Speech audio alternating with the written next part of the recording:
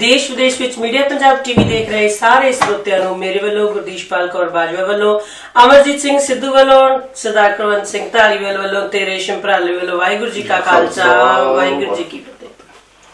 ਅੱਜ ਅਸੀਂ ਹੰਬਰਗ ਦੇ ਸ਼ਹਿਰ ਵਿੱਚ ਬੈਠੇ ਹੋਏ ਹਾਂ, ਜਿਵੇਂ ਪਿਛਲੇ ਦਿਨਾਂ ਤੋਂ ਇੱਥੇ ਦੀ ਕਵਰੇਜ ਹੋ ਰਹੀ ਹੈ ਤੇ ਅੱਜ ਮੀਡੀਆ ਪੰਜਾਬ ਅਦਾਰੇ ਦੀ ਖੁਸ਼ਨਸੀਬੀ ਕਿ ਸਾਡੇ ਨਾਲ ਰੋਕੋ ਕੈਂਸਰ ਦੇ ਜਿਹੜੇ ਅੰਬੈਸਡਰ ਨੇ, ਜਿਹੜੇ ਰੋਕੋ ਕੈਂਸਰ ਨੂੰ ਪੰਜਾਬ ਦੇ ਵਿੱਚ ਅੱਗੇ ਲੈ ਕੇ ਜਾ ਰਹੇ ਔਰ ਸੰਸਾਰ ਪੱਧਰ ਤੇ ਅੱਗੇ ਲੈ ਕੇ ਜਾ ਰਹੇ ਨੇ, ਸਰਦਾਰ ਕੁਲਵੰਤ ਸਿੰਘ ਧਾਲੀਵਾਲ ਬੈਠੇ ਹੋਏ ਨੇ। ਉਹਨਾਂ ਦੇ ਨਾਲ ਅੱਜ ਅਸੀਂ ਗੱਲਾਂ ਬਾਤਾਂ ਕਰਨੀਆਂ ਨੇ, ਵਿਚਾਰ ਚਰਚਾਵਾਂ ਕਰਨੀਆਂ ਨੇ ਤੇ ਸਾਡੇ ਨਾਲ ਇਹਨਾਂ ਗੱਲਾਂ ਬਾਤਾਂ ਦੇ ਵਿੱਚ ਸਾਡਾ ਸਾਥ ਦੇਣਗੇ ਅਮਰਜੀਤ ਸਿੰਘ ਸਿੱਧੂ ਤੇ ਰੇਸ਼ਮ ਭਰੋਲੀ ਜੀ।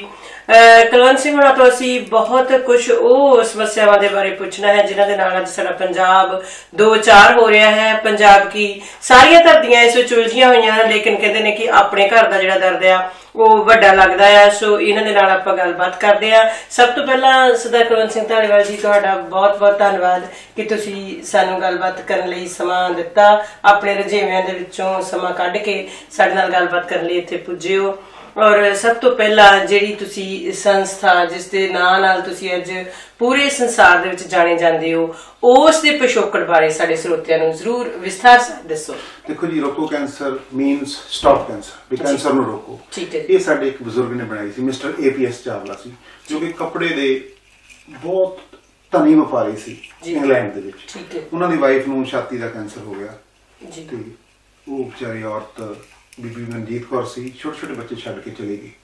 ਉਹ ਬਜ਼ੁਰਗ ਨੂੰ ਬੜਾ ਦੁੱਖ ਹੋਇਆ, ਉਹਦਾ ਕਾਰੋਬਾਰ ਵੀ ਰੁੜਿਆ, ਪਰੰਤੂ ਉਹ ਆਪਦੀ ਵਾਈਫ ਦੇ ਫੁੱਲ ਕੀਰਤਪੁਰ ਪਾ ਕੇ ਟਿੱਕੇ ਨਹੀਂ ਬੈਠਾ। ਠੀਕ ਹੈ। ਉਹਨੇ ਸੋਚਿਆ ਵੀ ਕਿਸੇ ਦੀ ਵਾਈਫ ਛੋਟੀ ਉਮਰ 'ਚ ਹੋਰ ਨਾ ਮਰੇ ਜਿਸ ਤਰ੍ਹਾਂ ਮੇਰੀ ਮਰੀ ਹੈ ਜੀ। ਉਹਨੇ ਸੰਸਥਾ ਬਣਾਈ ਸੀ। ਅੱਜ ਉਹ ਬਜ਼ੁਰਗ ਹੋ ਚੁੱਕੇ ਹੈ, ਉਹ ਸੰਸਥਾ ਦੇ ਸਟਿਲ ਚੇਅਰਮੈਨ ਹੈ, ਪਰੰਤੂ ਇਹ ਹੁਣ ਇੰਗਲੈਂਡ ਸਰਕਾਰ ਕੋਲੇ ਉਹਦੀ ਸ਼ਕਲ ਸ਼ਾਇਦ ਹਲੇ ਚੱਲਦੀ ਹੈ, ਜਾਂ WHO ਵਰਲਡ ਹੈਲਥ ਆਰਗੇਨਾਈਜੇਸ਼ਨ, ਠੀਕ ਹੈ, ਯੂਨਾਈਟਿਡ ਨੇਸ਼ਨ ਦੀ ਬ੍ਰਾਂਚ ਹੈ, ਉਹਦੇ ਨਾਲ ਰਜਿਸਟਰਡ ਹੈ ਜੀ। ਸੰਸਥਾ ਦਾ ਨਾਮ ਉਹੀ ਰੱਖਿਆ, ਬਜ਼ੁਰਗ ਚੇਅਰਮੈਨ ਹੈ, ਓਲਡ ਹੋ ਚੁੱਕੇ ਆ, ਪਰ ਮੈਨੂੰ ਇਹ ਸੋਚ ਦਾ ਮੁੱਲ ਹੈ। ਬਿਲਕੁਲ। ਮੈਂ ਤਾਂ ਇਹ ਕਹੂੰਗਾ ਕਿ ਮੈਂ ਤਾਂ ਇੱਕ ਮਾਲੀ ਹਾਂ, ਉਸ ਬੂਟੇ ਨੂੰ ਪਾਣੀ ਪਾ ਰਿਹਾ ਜੀ। ਬੂਟਾ ਲਾਉਣ ਦੀ ਸੋਚ ਉਹ ਬਜ਼ੁਰਗ ਦੀ ਸੀ ਜਿਹਨੇ ਸੰਸਥਾ ਬਣਾਈ ਕਿ ਮਨੁੱਖਤਾ ਦੀ ਸੇਵਾ, ਜੋ ਮੇਰੇ ਗੁਰੂ ਨੇ ਕਿਹਾ ਸੀ।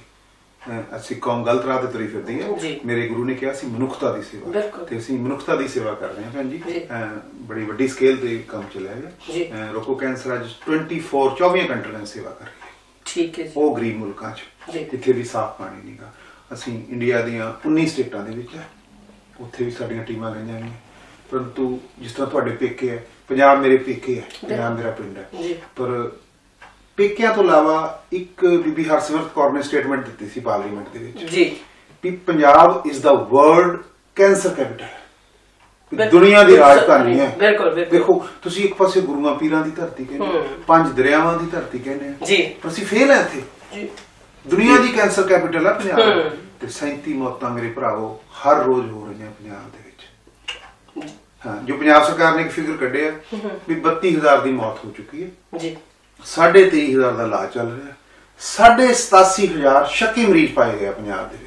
ਠੀਕ ਹੈ। ਜੇ ਅਸੀਂ ਉਹਨਾਂ ਨੂੰ ਟਾਈਮ ਸਿਰ ਨਾ ਚੈੱਕਅਪ ਕੀਤਾ, ਜੇ ਕੈਂਸਰ ਸੈਕੰਡ ਜਾਂ ਤੀਜੀ ਸਟੇਜ ਚਲਿਆ ਗਿਆ, ਉਹਨਾਂ ਨੇ ਵੀ ਦੁਨੀਆ ਛੱਡ ਕੇ ਚਲੇ ਜਾਣਾ। 37 ਦੇ ਵਿੱਚੋਂ 31 ਔਰਤਾਂ ਮਰ ਰਹੀਆਂ ਮੇਰੀਆਂ ਮਾਵਾਂ ਭੈਣਾਂ। ਪੰਜਾਬ ਦੇ ਵਿੱਚ ਸਾਡਾ 1600 ਕੈਂਪ ਲੱਗ ਚੁੱਕਿਆ, ਜੋ 66 ਸਾਲ ਦੇ ਵਿੱਚ ਨਾ ਪੰਜਾਬ ਸਰਕਾਰ ਕਰ ਸਕੀ ਹੈ, ਨਾ ਇੰਡੀਆ ਸਰਕਾਰ। 66 ਸਾਲ ਹੀ ਕਰ ਸਕੀ। ਮੈਨੂੰ ਇਹ ਸੇਵਾ ਬਖਸ਼ੀ ਅਕਾਲ ਪੁਰਖ ਨੇ, 3 ਸਾਲ ਹੋਏ ਆ, 1600 ਕੈਂਪ ਲੱਗ ਚੁੱਕਿਆ, 4300 ਪਿੰਡ ਨੂੰ ਅਸੀਂ ਚੈੱਕਅਪ ਕਰ ਦਿੱਤਾ, ਜੋ ਕਿ ਇੱਕ ਰੈਕੋਰਡ ਹੈ। ਤੇ ਮੇਰੇ ਕੋਲੇ 3000 ਉਹ ਮੇਰੀਆਂ ਮਾਵਾਂ ਭੈਣਾਂ ਆਈਆਂ, ਔਰਤਾਂ ਜਿਨ੍ਹਾਂ ਦੀ ਇੱਕ ਛਾਤੀ ਕੱਟੀ ਹੋਈ ਹੈ। ਇਹ ਦੁੱਖ ਦੱਸਦਾ ਤੁਹਾਨੂੰ, ਆਪਦਾ ਦਾਨ ਸੋਚ ਸਮਝ ਕੇ ਕਰਿਆ ਕਰੋ। ਇੱਕ ਛਾਤੀ ਕੱਟੀ ਗਈ ਕੈਂਸਰ ਨਾਲ, ਤੇ ਅਸੀਂ ਸਾਰੀਆਂ ਗੋਦ ਲੈ ਲਈਆਂ ਵੀ ਤੁਹਾਡੀ ਦੂਸਰੀ ਅਸੀਂ ਕੱਟਣ ਤੋਂ ਬਚਾਵਾਂਗੇ। ਉਹਦਾ ਰੈਗੂਲਰ ਅਸੀਂ ਮੈਮੋਗ੍ਰਾਫੀ ਰੈਗੂਲਰ ਚੈੱਕਅਪ ਕਰਾਂਗੇ। ਦੇਖੋ, ਸਾਨੂੰ ਇਹ ਸੇਵਾ ਅਕਾਲ ਪੁਰਖ ਨੇ ਬਖਸ਼ੀ ਹੈ, ਅਸੀਂ ਕੋਈ ਸਪੈਸ਼ਲ ਨਹੀਂ ਗਏ। ਮੈਨੂੰ ਜ਼ਿਆਦਾ ਨਾ ਪੰਪ ਦਿਓ, ਮੈਂ ਤਾਂ ਉਹੀ ਕੋਸ਼ਿਸ਼ ਕਰ ਰਿਹਾ ਕਰਨ ਦੀ ਜੋ ਅਕਾਲ ਪੁਰਖ ਨੇ ਕਿਹਾ, ਸਾਨੂੰ ਸਾਡੇ ਗੁਰੂਆਂ ਨੇ ਕਿਹਾ। ਪੰਜਾਬ ਦੀ ਹਾਲਤ ਇੰਨੀ ਮਾੜੀ ਹੈ, ਜੇ ਅਸੀਂ ਨਾ ਜਾਂਦੀਆਂ ਸਾਡੀਆਂ ਟੀਮਾਂ ਉੱਥੇ, ਨਾ ਜਾਣ ਦਾ ਤਾਂ ਮਤਲਬ ਵੀ ਕੋਈ ਨਹੀਂ, ਤਾਂ ਅਕਾਲ ਪੁਰਖ ਨੂੰ ਹੀ ਪਤਾ, ਜਿੱਥੇ ਮੁਸ਼ਕਿਲ ਵੀ ਪਾਉਂਦਾ ਕਿ ਉੱਥੇ ਕੋਈ ਹੱਲ ਵੀ ਕੱਢਦਾ। ਅਸੀਂ 7300 ਪੇਸ਼ੈਂਟ ਦਾ ਕੈਂਸਰ 0 ਜਾਂ ਪਹਿਲੀ ਸਟੇਜ ਤੇ ਫੜ ਕੇ ਉਹਨਾਂ ਨੂੰ ਬਚਾਇਆ, ਜਿਹੜੇ ਕਿ ਇੱਕ ਨਾਰਮਲ ਜ਼ਿੰਦਗੀ ਜਿਉਂ ਰਹੇ ਆ। 3 ਸਾਲ ਦਾ ਸਾਡੇ ਕੋਲ ਰੈਕੋਰਡ ਹੈ, ਜੋ ਕਿ ਸਰਕਾਰ ਸੋਚ ਵੀ ਨਹੀਂ ਸਕਦੀ। मैं इत्थे सरकार ਨੂੰ ਥੋੜਾ ਜਿਹਾ ਖਲੋਣਾ ਦੇਣਾ ਚਾਹੁੰਦਾ। ਪੰਜਾਬ ਦੇ 3 ਮੁੱਖ ਮੰਤਰੀਆਂ ਦੇ ਘਰ ਕੈਂਸਰ ਨਾਲ ਮੌਤ ਹੋਈ। ਬੀਬੀ ਬਾਦਲ ਜੀ, ਸਰਜੀਤ ਸਿੰਘ ਬਰਨਾਲਾ ਦੀ ਜਵਾਨ ਬੇਟੀ, ਹਰਚਰਨ ਬਰਾੜ ਦਾ ਜਵਾਨ ਤੇ ਸ਼੍ਰੋਮਣੀ ਕਮੇਟੀ ਪ੍ਰਧਾਨ ਦੀ ਵਾਈਫ ਤੇ ਡੀਜੀਪੀ ਦੀ ਮਾਂ, ਪੰਜਾਂ ਨੇ ਦੱਬ ਕੇ ਇਲਾਜ ਕਰਾਇਆ, ਨਹੀਂ ਬਚੇ। ਪਰ ਮੈਂ ਇੱਥੇ ਕਹਿਣਾ ਚਾਹੂੰਗਾ ਕੈਂਸਰ ਦਾ ਇਲਾਜ ਹੈ ਅਗਰ ਪਹਿਲੀ ਸਟੇਜ ਜਾਂ 0 ਸਟੇਜ ਦੇ ਵਿੱਚ ਪਤਾ ਲੱਗ ਜਾਏ। ਕੈਂਸਰ ਤੋਂ ਡਰਨਾ ਨਹੀਂ ਚਾਹੀਦਾ। ਕੈਂਸਰ ਨਾਲ ਇੱਕ ਮੁਕਾਬਲਾ ਕਰੋ, ਆਪਦੇ ਆਪ ਨੂੰ ਟਾਈਮ ਸਿਰ ਚੈੱਕਅਪ ਕਰਾਓ ਤੇ ਕੁਦਰਤ ਦੇ ਨਾਲ ਨਾ ਖੇਡੋ। ਜਿਹੜਾ ਇਨਸਾਨ ਕੁਦਰਤ ਨਾਲ ਖੇਡਦਾ ਉਹਨੂੰ ਸਜ਼ਾ ਜ਼ਰੂਰ ਮਿਲਦੀ ਹੈ। ਮੇਰੇ ਨਾਲ ਕਾਲਪੁਰ ਕਿਉਂ ਧੱਕਾ ਕਰੂਗਾ? ਮੈਂ ਮਨੁੱਖੀ ਜਾਮਾ ਦਿੱਤਾ, ਮੈਨੂੰ 84 ਲੱਖ ਜੂਨੀ ਦੇ ਵਿੱਚੋਂ ਮਾਨਸ ਦੇ ਦੁਰਲਭ ਹੈ ਤੇ ਮੇਰੇ ਨਾਲ ਕਾਲਪੁਰ ਮੇਰੇ ਨਾਲ ਕਿਉਂ ਧੱਕਾ ਕਰੂ? ਮੇਰੇ ਆਪ ਦੇ ਕੰਮ ਮਾੜੇ ਆ। ਆਪਾਂ ਬਾਣੀ ਹਰ ਰੋਜ਼ ਪੜ੍ਹਦੇ ਹਾਂ ਵੀ ਕਾਰਨ ਕੀ ਹੈ ਪੰਜਾਬ ਦੇ ਵਿੱਚ ਕੈਂਸਰ ਕਿਉਂ ਜ਼ਿਆਦਾ ਹੋ ਗਿਆ। ਪਵਨ ਗੁਰੂ ਪਾਣੀ ਪਿਤਾ ਮਾਤਾ ਪੰਜਾਬ ਦੀ ਅਸੀਂ ਪਵਨ ਵੀ ਖਰਾਬ ਕਰ ਲਈ, ਜਿਹੜੀ ਸਾਫ਼ ਹਵਾ ਸੀ। ਮਿੱਟੀ ਵੀ ਸਾਡੀ ਨੰਗੇ ਪੈਰੀ ਨਹੀਂ ਚੱਲ ਸਕਦੇ, ਉਹ ਵੀ ਬੁਰੀ ਤਰ੍ਹਾਂ ਕੰਟੈਮੀਨੇਟਡ ਹੋ ਚੁੱਕੀ ਹੈ। ਪਾਣੀ ਦੀ ਗੱਲ ਕਰੀਏ, ਭਾਖੜਾ ਤੋਂ ਨੀਲਾ ਪਾਣੀ ਆਉਂਦਾ। ਜਦੋਂ ਜਲੰਧਰ ਤੇ ਲੁਧਿਆਣੇ ਵੀ ਦਰਿਆ ਲੰਘਦੇ ਆ ਉਹਦੇ ਚ ਅਸੀਂ ਗੰਦ ਅਸੀਂ ਸਿੱਟ ਰਹੇ ਹਾਂ। ਕਾਲਪੁਰਖ ਨਹੀਂ ਪਾ ਉਹ ਉੱਥੋਂ ਗਾਂ ਹਰੀਕੇ ਪੱਤਰ 2 ਨਹਿਰਾਂ ਨਿਕਲਦੀਆਂ, ਲੋਕ ਉਹ ਪਾਣੀ ਪੀਂਦੇ ਆ, ਮੱਝਾਂ ਪਾਣੀ ਪੀਂਦੀਆਂ, ਅਸੀਂ ਉਹ ਦੁੱਧ ਪੀਂਦੇ ਆ ਮੱਝਾਂ ਦਾ, ਤੇ ਸਾਡੀ ਗਾਂ ਵਾਲੀ ਪੀੜ੍ਹੀ ਵੀ ਮਰੂਗੀ। ਸੈਂਟਰ ਗਵਰਨਮੈਂਟ ਨੂੰ ਵੀ ਖਲੋਣਾ ਦਿੰਦਾ। 1974 ਦੇ ਵਿੱਚ ਗ੍ਰੀਨ ਰੈਵੋਲੂਸ਼ਨ ਆਇਆ ਭੈਣ ਜੀ, ਤੇ ਪੰਜਾਬ ਨੂੰ ਇੱਕ ਪੰਪ ਦਿੱਤਾ ਵੀ ਤੁਸੀਂ ਅੰਨਦਾਤਾ ਸਟੇਟ ਆ, ਕਿਉਂਕਿ ਸਾਡਾ ਸਾਊਥ ਇੰਡੀਆ ਭੁੱਖਾ ਮਰਦਾ ਸੀ, ਅਨਾਜ ਦੀ ਬਹੁਤ ਸ਼ਾਰਟੇਜ ਸੀਗੀ। ਮੈਂ ਜਿਹੜੇ ਪਿੰਡ ਦਾ ਮੇਰਾ ਜਨਮ ਆ ਮੋਗੇ ਜਿਹੜੇ ਸਾਡੇ ਆਪ ਇੱਕ ਫਸਲ ਹੁੰਦੀ ਸੀ, ਉਦੋਂ ਬਾਅਦ ਫਸਲਾਂ 3 ਕੱਢਣ ਲੱਗ ਗਏ। ਯੂਰੀਆ ਅਸੀਂ ਇੰਨਾ ਪਾਤਾ, 5 ਬੈਗ ਪਾਉਣ ਲੱਗ ਗਏ, ਫਰਟੀਲਾਈਜ਼ਰ ਪੈਸਟੀਸਾਈਡ ਪਾ ਕੀ ਖੱਟਿਆ। ਅੰਨਦਾਤਾ ਸਟੇਟ ਤਾਂ ਅਸੀਂ ਹੁਣ ਵੀ ਹੈ, ਅਨਾਜ ਦੇ ਢੇਰ ਲੱਗੇ ਦੇਖਦੇ ਆ ਤੁਸੀਂ ਪੰਜਾਬ ਦੇ ਵਿੱਚ। ਅਸੀਂ ਇੰਡੀਆ ਦਾ ਢਿੱਡ ਭਰ ਦਿੱਤਾ, ਇਹ ਅੰਨਦਾਤਾ ਸਟੇਟ ਦੂਜਿਆਂ ਦਾ ਢਿੱਡ ਭਰਦੀ ਆਪ ਮਰ ਗਈ, ਆਪ ਵੀ ਮਰ ਕੇ ਗਾਲੀ ਪੀੜੀ ਵੀ ਮਾਰ ਲਈ, ਤੇ ਸੈਂਟਰ ਗਵਰਨਮੈਂਟ ਸੁੱਤੀ ਪਈ ਹੈ। ਮੈਂ ਮਨਮੋਹਨ ਸਿੰਘ ਨੂੰ ਇੱਕ ਬੇਨਤੀ ਕੀਤੀ, ਮੈਂ ਉਹਨਾਂ ਨੂੰ ਮੁੱਖ ਮੰਤਰੀ ਪ੍ਰਧਾਨ ਮੰਤਰੀ ਕਰਕੇ ਨਹੀਂ, ਮੈਂ ਕਿਹਾ ਅੰਕਲ ਜੀ ਮੈਂ ਤੁਹਾਨੂੰ ਬੇਨਤੀ ਕਰਨਾ ਹੈ ਸੰਸਥਾ ਦਾ ਰਾਜਦੂਤ ਹੋਣ ਦੇ ਨਾਤੇ। ਇੱਕ ਪਾਸੇ ਸਾਨੂੰ ਪੰਪ ਦੇਤਾ ਵੀ ਅੰਨਦਾਤਾ ਸਟੇਟ ਹੈ, ਸਾਨੂੰ ਇੱਕ ਟਾਈਟਲ ਦੇਤਾ, ਹੁਣ ਇਹਨੂੰ ਸਾਂਭੋ ਵੀ। ਮੈਂ ਕਿਹਾ 300 ਮੀਲ ਦਿੱਲੀ ਦੂਰ ਹੈ ਪੰਜਾਬ ਤੋਂ, ਤੇ ਉਹਨਾਂ ਨੂੰ ਪੰਜਾਬ ਦੀਆਂ ਚੀਕਾਂ ਨਹੀਂ ਸੁਣਦੀਆਂ। ਤੇ ਸਾਡੀ ਸੰਸਥਾ 5,500 ਮੀਲ ਹੈ ਲੰਡਨ, ਤੇ ਮੈਨੂੰ ਰਾਤ ਨੂੰ ਨੀਂਦ ਨਹੀਂ ਆਉਂਦੀ ਜੋ ਦੇਖਦਾ ਮਰੀਜ਼ਾਂ ਦਾ ਹਾਲ ਵੀ ਕਿਵੇਂ ਬਚਣਗੇ ਵਿਚਾਰੇ। ਕਿਤੇ ਗਲ 'ਚ ਕੈਂਸਰ ਹੈ, ਕਿਤੇ ਮੂੰਹ 'ਚ ਕੈਂਸਰ ਹੈ, ਕਿਸੇ ਦੇ ਛਾਤੀ 'ਚ, ਕਿਸੇ ਦੇ ਬੱਚੇਦਾਨੀ 'ਚ। ਅੱਛਾ, ਉਹਨਾਂ ਨੂੰ ਪਤਾ ਹੀ ਨਹੀਂ ਵਿਚਾਰਿਆਂ ਨੂੰ ਕੀ ਸੈਂਟਰ ਗਵਰਨਮੈਂਟ ਸੁੱਤੀ ਪਈ ਹੈ, ਕਿਉਂਕਿ ਪੰਜਾਬ ਗਵਰਨਮੈਂਟ ਕੋਲੇ ਲਿਮਿਟਡ ਫੰਡ ਹੁੰਦੇ ਆ। ਇਹਦੇ 'ਚ ਇਹ ਨਹੀਂ ਕਿ ਅਕਾਲੀ ਹੈ ਜਾਂ ਕਾਂਗਰਸੀ, ਸਟੇਟ ਗਵਰਨਮੈਂਟ ਦੇ ਫੰਡ ਹੀ ਲਿਮਿਟਡ ਹੁੰਦੇ ਆ, ਬਾਕੀ ਸੈਂਟਰ ਗਵਰਨਮੈਂਟ ਨੇ ਉਹਨਾਂ ਨੂੰ ਦੇਣਾ। ਇਹ ਅੰਨਦਾਤਾ ਸਟੇਟ ਦੇ ਵਿੱਚ ਇੰਨਾ ਨੁਕਸਾਨ ਅੱਜ ਹੋ ਰਿਹਾ ਕਿ ਸੈਂਟਰ ਗਵਰਨਮੈਂਟ ਦਾ ਫਰਜ਼ ਨਹੀਂ ਬਣਦਾ ਕਿ ਇਹਨਾਂ ਨੇ ਇੱਕ ਵਧੀਆ ਪੈਕੇਜ ਦਿੱਤਾ ਹੋਵੇ, ਕੈਂਸਰ ਹਸਪਤਾਲ ਦਿੱਤਾ ਜਾਵੇ। ਪਰ ਇੱਥੇ ਅਸੀਂ ਇੱਕ ਚੀਜ਼ ਹੋਰ ਵੀ ਡਿਸਕਸ ਕਰਾਂਗੇ ਭੈਣ ਜੀ, ਸਾਡੀ ਉਹ ਗੁਰੂਆਂ ਪੀਰਾਂ ਦੀ ਧਰਤੀ ਦੇ ਲੋਕ ਰਾਜਸਥਾਨ ਇਲਾਜ ਕਰਾਉਣ ਜਾ ਰਹੇ, ਕਿੰਨੀ ਸ਼ਰਮ ਦੀ ਗੱਲ। ਮੇਰਾ ਇੱਥੇ ਤੁਹਾਨੂੰ ਟੋਕਦੇ ਆ ਕਿ ਉਹ ਜਿਹੜੀ ਇੱਕ ਟ੍ਰੇਨ ਜਿਹਦੀ ਬੜੀ ਮੰਦਭਾਗੀ ਟ੍ਰੇਨ ਕਹਿੰਦੇ ਜਿਹਦੇ ਵਿੱਚ ਕੈਂਸਰ ਟ੍ਰੇਨ, ਔਰ ਜਿਸ ਚ ਸਾਡੀਆਂ ਸਵਾਰੀਆਂ ਸਵੇਰੇ ਬਹਿ ਜਾਂਦੀਆਂ ਨੇ, ਪਰ ਪਤਾ ਨਹੀਂ ਉਹ ਕਿਸ ਤਰ੍ਹਾਂ ਦਾ ਇਲਾਜ ਉੱਥੇ ਜਾ ਕੇ। ਮੈਂ ਤੁਹਾਨੂੰ ਅੱਖੀਂ ਡਿੱਠਾ ਹਾਲ ਸੁਣਾਉਣਾ। ਮੇਰੇ ਕੋਲ ਇੱਕ ਦਿਨ ਬਚਿਆ ਸੀਗਾ ਤੇ ਮੈਂ ਕਿਹਾ ਵੀ ਅੱਜ ਮੈਂ ਗੁਰੂ ਰਾਮਦਾਸ ਦੇ ਦਰਸ਼ਨ ਕਰਨ ਜਾਵਾਂ, ਹਰਮੰਦਰ ਸਾਹਿਬ ਦੇ ਸਟੇਸ਼ਨ ਤੇ ਜਾਵਾਂ। ਮੈਂ ਫੈਸਲਾ ਕੀਤਾ, ਘਰੋਂ ਹੀ ਖੜ ਕੇ ਮੋਗੇ ਤੋਂ ਮੱਥਾ ਟੇਕਦਾ ਗੁਰੂ ਰਾਮਦਾਸ, ਤੇ ਮੈਂ ਸਟੇਸ਼ਨ ਤੇ ਗਿਆ। ਉਧਰ 147 ਮਰੀਜ਼ ਸੀ ਪਲੇਟਫਾਰਮ ਤੇ। 8:45 ਵਜੇ ਰਾਤ ਨੂੰ ਬਠਿੰਡੇ ਤੋਂ ਚੱਲਦੀ ਹੈ, ਬੀਕਾਨੇਰ ਜਾਂਦੀ ਹੈ, 8 ਘੰਟੇ ਲੱਗਦੇ ਆ, ਪੈਸੰਜਰ ਟ੍ਰੇਨ ਹੈ। ਅੱਛਾ ਜੀ। 147 ਕੈਂਸਰ ਦੇ ਮਰੀਜ਼, ਕੋਈ ਜਵਾਨ ਪੁੱਤ ਨੂੰ ਲਈ ਬੈਠੀ ਸੀ, ਕੋਈ ਘਰ ਵਾਲੇ ਨੂੰ ਲਈ ਬੈਠਾ ਸੀ, ਕੋਈ। ਮੈਂ ਸੋਚਿਆ ਵੀ ਮੇਰੀ ਮਾਂ ਵੀ ਸ਼ਾਇਦ ਮੈਨੂੰ ਲਈ ਬੈਠੀ ਸੀ ਜੇ ਮੈਂ ਇੰਗਲੈਂਡ ਜਾਂਦਾ। ਮੈਂ ਕਿਹੜਾ ਸੁਪਰਮੈਨ, ਮੈਂ ਵੀ ਉਹਨਾਂ ਪਿੰਡ ਚ ਆਇਆ। ਕੀ ਕੁੱਟਿਆ ਜੀ ਉੱਥੇ ਵਿੱਚ ਇੱਕ ਕੈਂਸਰ ਟ੍ਰੇਨ ਬਠਿੰਡੇ ਤੋਂ ਰਾਜਸਥਾਨ ਜਾ ਰਹੀ। ਇਹਦਾ ਮਤਲਬ ਰਾਜਸਥਾਨ ਦਾ ਰਾਜਾ ਸਾਡੇ ਰਾਜਾ ਨੂੰ ਚੰਗਾ ਸੀ, ਉੱਥੇ ਹਸਪਤਾਲ ਵਧੀਆ, ਤੇ ਪੰਜਾਬ ਵਾਲੇ ਕਿਉਂ ਨਹੀਂ ਬਣਾਉਂਦੇ?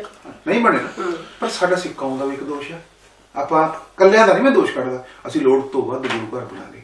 ਇਹ ਨਾ ਕਿਉਂਕਿ ਮੈਂ ਗੁਰੂ ਨੂੰ ਮੰਨਦਾ ਨਹੀਂ, ਮੈਂ ਕੱਟੜ ਸਿੰਘਾਂ ਦਾ ਮੁੰਡਾ, ਕੱਟੜ ਸਿੰਘਾਂ ਦਾ। ਤੇ ਜੇ ਮੈਂ ਗੁਰੂ ਸਾਹਿਬ ਤੋਂ ਬਿਨਾਂ ਕਰ ਦਿੰਦਾ, ਅੱਜ ਵੀ ਮੇਰਾ ਦਿਨ ਸ਼ੁਰੂ ਹੋਇਆ ਇੱਥੇ, ਮੈਂ ਹੈਮਬਰਗ ਦੇ ਵਿੱਚ, ਮੈਂ ਆਪਦਾ ਅਕਾਲ ਪੁਰਖ ਦਾ ਨਾਂ ਲਿਆ। ਪਰ ਜਿਹੜੀ ਚੀਜ਼ ਜ਼ਿਆਦਾ ਬਣ ਜੇ ਉਹਨੂੰ ਆਪਾਂ ਨੂੰ ਟੋਕਣਾ ਵੀ ਪਏਗਾ, ਕਿਸੇ ਨੂੰ ਤਾਂ ਬੋਲਣਾ ਪਏਗਾ। ਗੁਰੂ ਸਾਹਿਬ ਨੇ ਕਿਹਾ ਸੀ ਮਨੁੱਖਤਾ ਦੀ ਸੇਵਾ ਗੁਰਦੁਆਰਿਆਂ 'ਚ ਨਹੀਂ ਹੋਣੀ, ਮਨੁੱਖਤਾ ਦੀ ਸੇਵਾ ਲਈ ਹਸਪਤਾਲ ਤੇ ਸਾਨੂੰ ਵਿਦਿਆ ਚਾਹੀਦੀ। ਮੈਂ ਇੱਥੇ ਸਿੱਖਾਂ ਨੂੰ ਫਿਰ ਹਲੂਣਾ ਦਿੰਦਾ ਵੀ ਸਾਡਾ ਗੁਰੂ ਸ਼ਬਦ ਹੈ, ਠੀਕ ਹੈ। ਸ਼ਬਦ ਗੁਰੂ ਦੇ ਲਈ ਵਿਦਿਆ ਲੋੜ ਹੈ। ਜਿੱਥੇ ਵਿਦਿਆ ਆ ਜਾਏ ਨਾ ਉੱਥੇ ਇਨਸਾਨ ਜਾਗਰਤਾ ਆ ਜਾਂਦੀ ਹੈ। ਪੰਜਾਬ ਦੇ ਵਿੱਚ ਕੈਂਸਰ ਵਧਣ ਦਾ ਇੱਕ ਵੱਡਾ ਕਾਰਨ ਇਹ ਹੈ ਕਿ ਸਾਡੇ 'ਚ ਜਾਗਰਤਾ ਹੀ ਨਹੀਂ। ਹਜੇ ਪਿੰਡਾਂ ਦੇ ਵਿੱਚ ਮੇਰੀਆਂ ਮਾਵਾਂ ਭੈਣਾਂ ਅਨਪੜ੍ਹ ਬੈਠੀਆਂ। ਅਸੀਂ ਭੈਣ ਜੀ ਇੱਕ ਲੀਫਲੇਟ ਪ੍ਰਿੰਟ ਕਰਾਇਆ ਜਿਸ ਤਰ੍ਹਾਂ ਤੁਹਾਡਾ ਕਾਗਜ਼ ਹੈ, ਉਹਦੇ ਤੇ ਕੈਂਸਰ ਦੇ ਸਾਰੇ ਲੱਛਣ ਲਿਖਤੇ, ਠੀਕ ਹੈ। ਵੀ ਜੇ ਤੇਰੇ ਇੱਥੇ ਕੋਈ ਗੰਢ ਹੈ ਤੇ ਤੂੰ ਭੱਜ, ਪੰਜਾਬੀ 'ਚ ਲਿਖਤੇ। ਉਹ ਪੰਜਾਬੀ ਦੇ ਲੀਫਲੇਟ ਨਹੀਂ ਪੜ੍ਹਨੇ ਹੁੰਦੇ। ਤੇ ਸਾਡਾ ਗੁਰੂ ਸ਼ਬਦ ਹੈ, ਸਿੱਖਾਂ ਨੂੰ ਮੈਂ ਹਲੂਣਾ ਦਿੰਦਾ। ਗਰਮ ਨਾਰੇ ਮਾਰ ਕੇ ਜਿੰਨੇ ਮਰਜ਼ੀ ਮਾਰੀ ਚੱਲੋ ਤੁਸੀਂ, ਪਰ ਰਿਜ਼ਲਟ ਦੇਖੋ ਕੀ ਹੈ ਵਿੱਚ। ਇੱਕ ਆ ਲੀਫਲੇਟ ਹੈ ਪੰਜਾਬੀ ਦਾ। ਪਰ ਮੈਂ ਤੁਹਾਨੂੰ ਇੱਕ ਬੇਨਤੀ ਕਰਨ ਲੱਗਾ ਭਰਾਓ, ਆਪਦੇ ਬੱਚਿਆਂ ਦੇ ਜਨਮ ਦਿਨ ਆਪਦੇ ਜਨਮ ਦਿਨ, ਮੇਰਾ ਡੇਟ ਆਫ ਬਰਥ ਗਲਤ ਹੈ ਤੇ ਮੈਂ ਜਨਮ ਕੇਕ ਕਿਉਂ ਕੱਟਾਂ ਵੀ? ਬਿਲਕੁਲ। ਜਦੋਂ ਮੇਰਾ ਡੇਟ ਆਫ ਬਰਥ ਹੀ ਗਲਤ ਹੈ ਤੇ ਜਿੰਨੇ ਤੁਸੀਂ ਇੱਥੇ ਆਏ ਅੱਧਿਆਂ ਤੇ ਮੇਰੇ ਹਿਸਾਬ 'ਚ ਗਲਤ ਹੋਣੇ, ਇੰਗਲੈਂਡ 'ਚ ਅੱਧਿਆਂ ਤੇ ਗਲਤ ਤੇ ਇੱਥੋਂ ਜਨਮ ਨਾਲ ਕਿਹੜਾ ਉੱਤੋਂ ਲਿਖਿਆ? ਉਹੀ ਪੈਸਾ ਬਚਾ ਕੇ ਆਪੋ ਆਪਣੇ ਪਿੰਡਾਂ ਤੇ ਲਾਇਆ ਕਰੋ ਜੀ।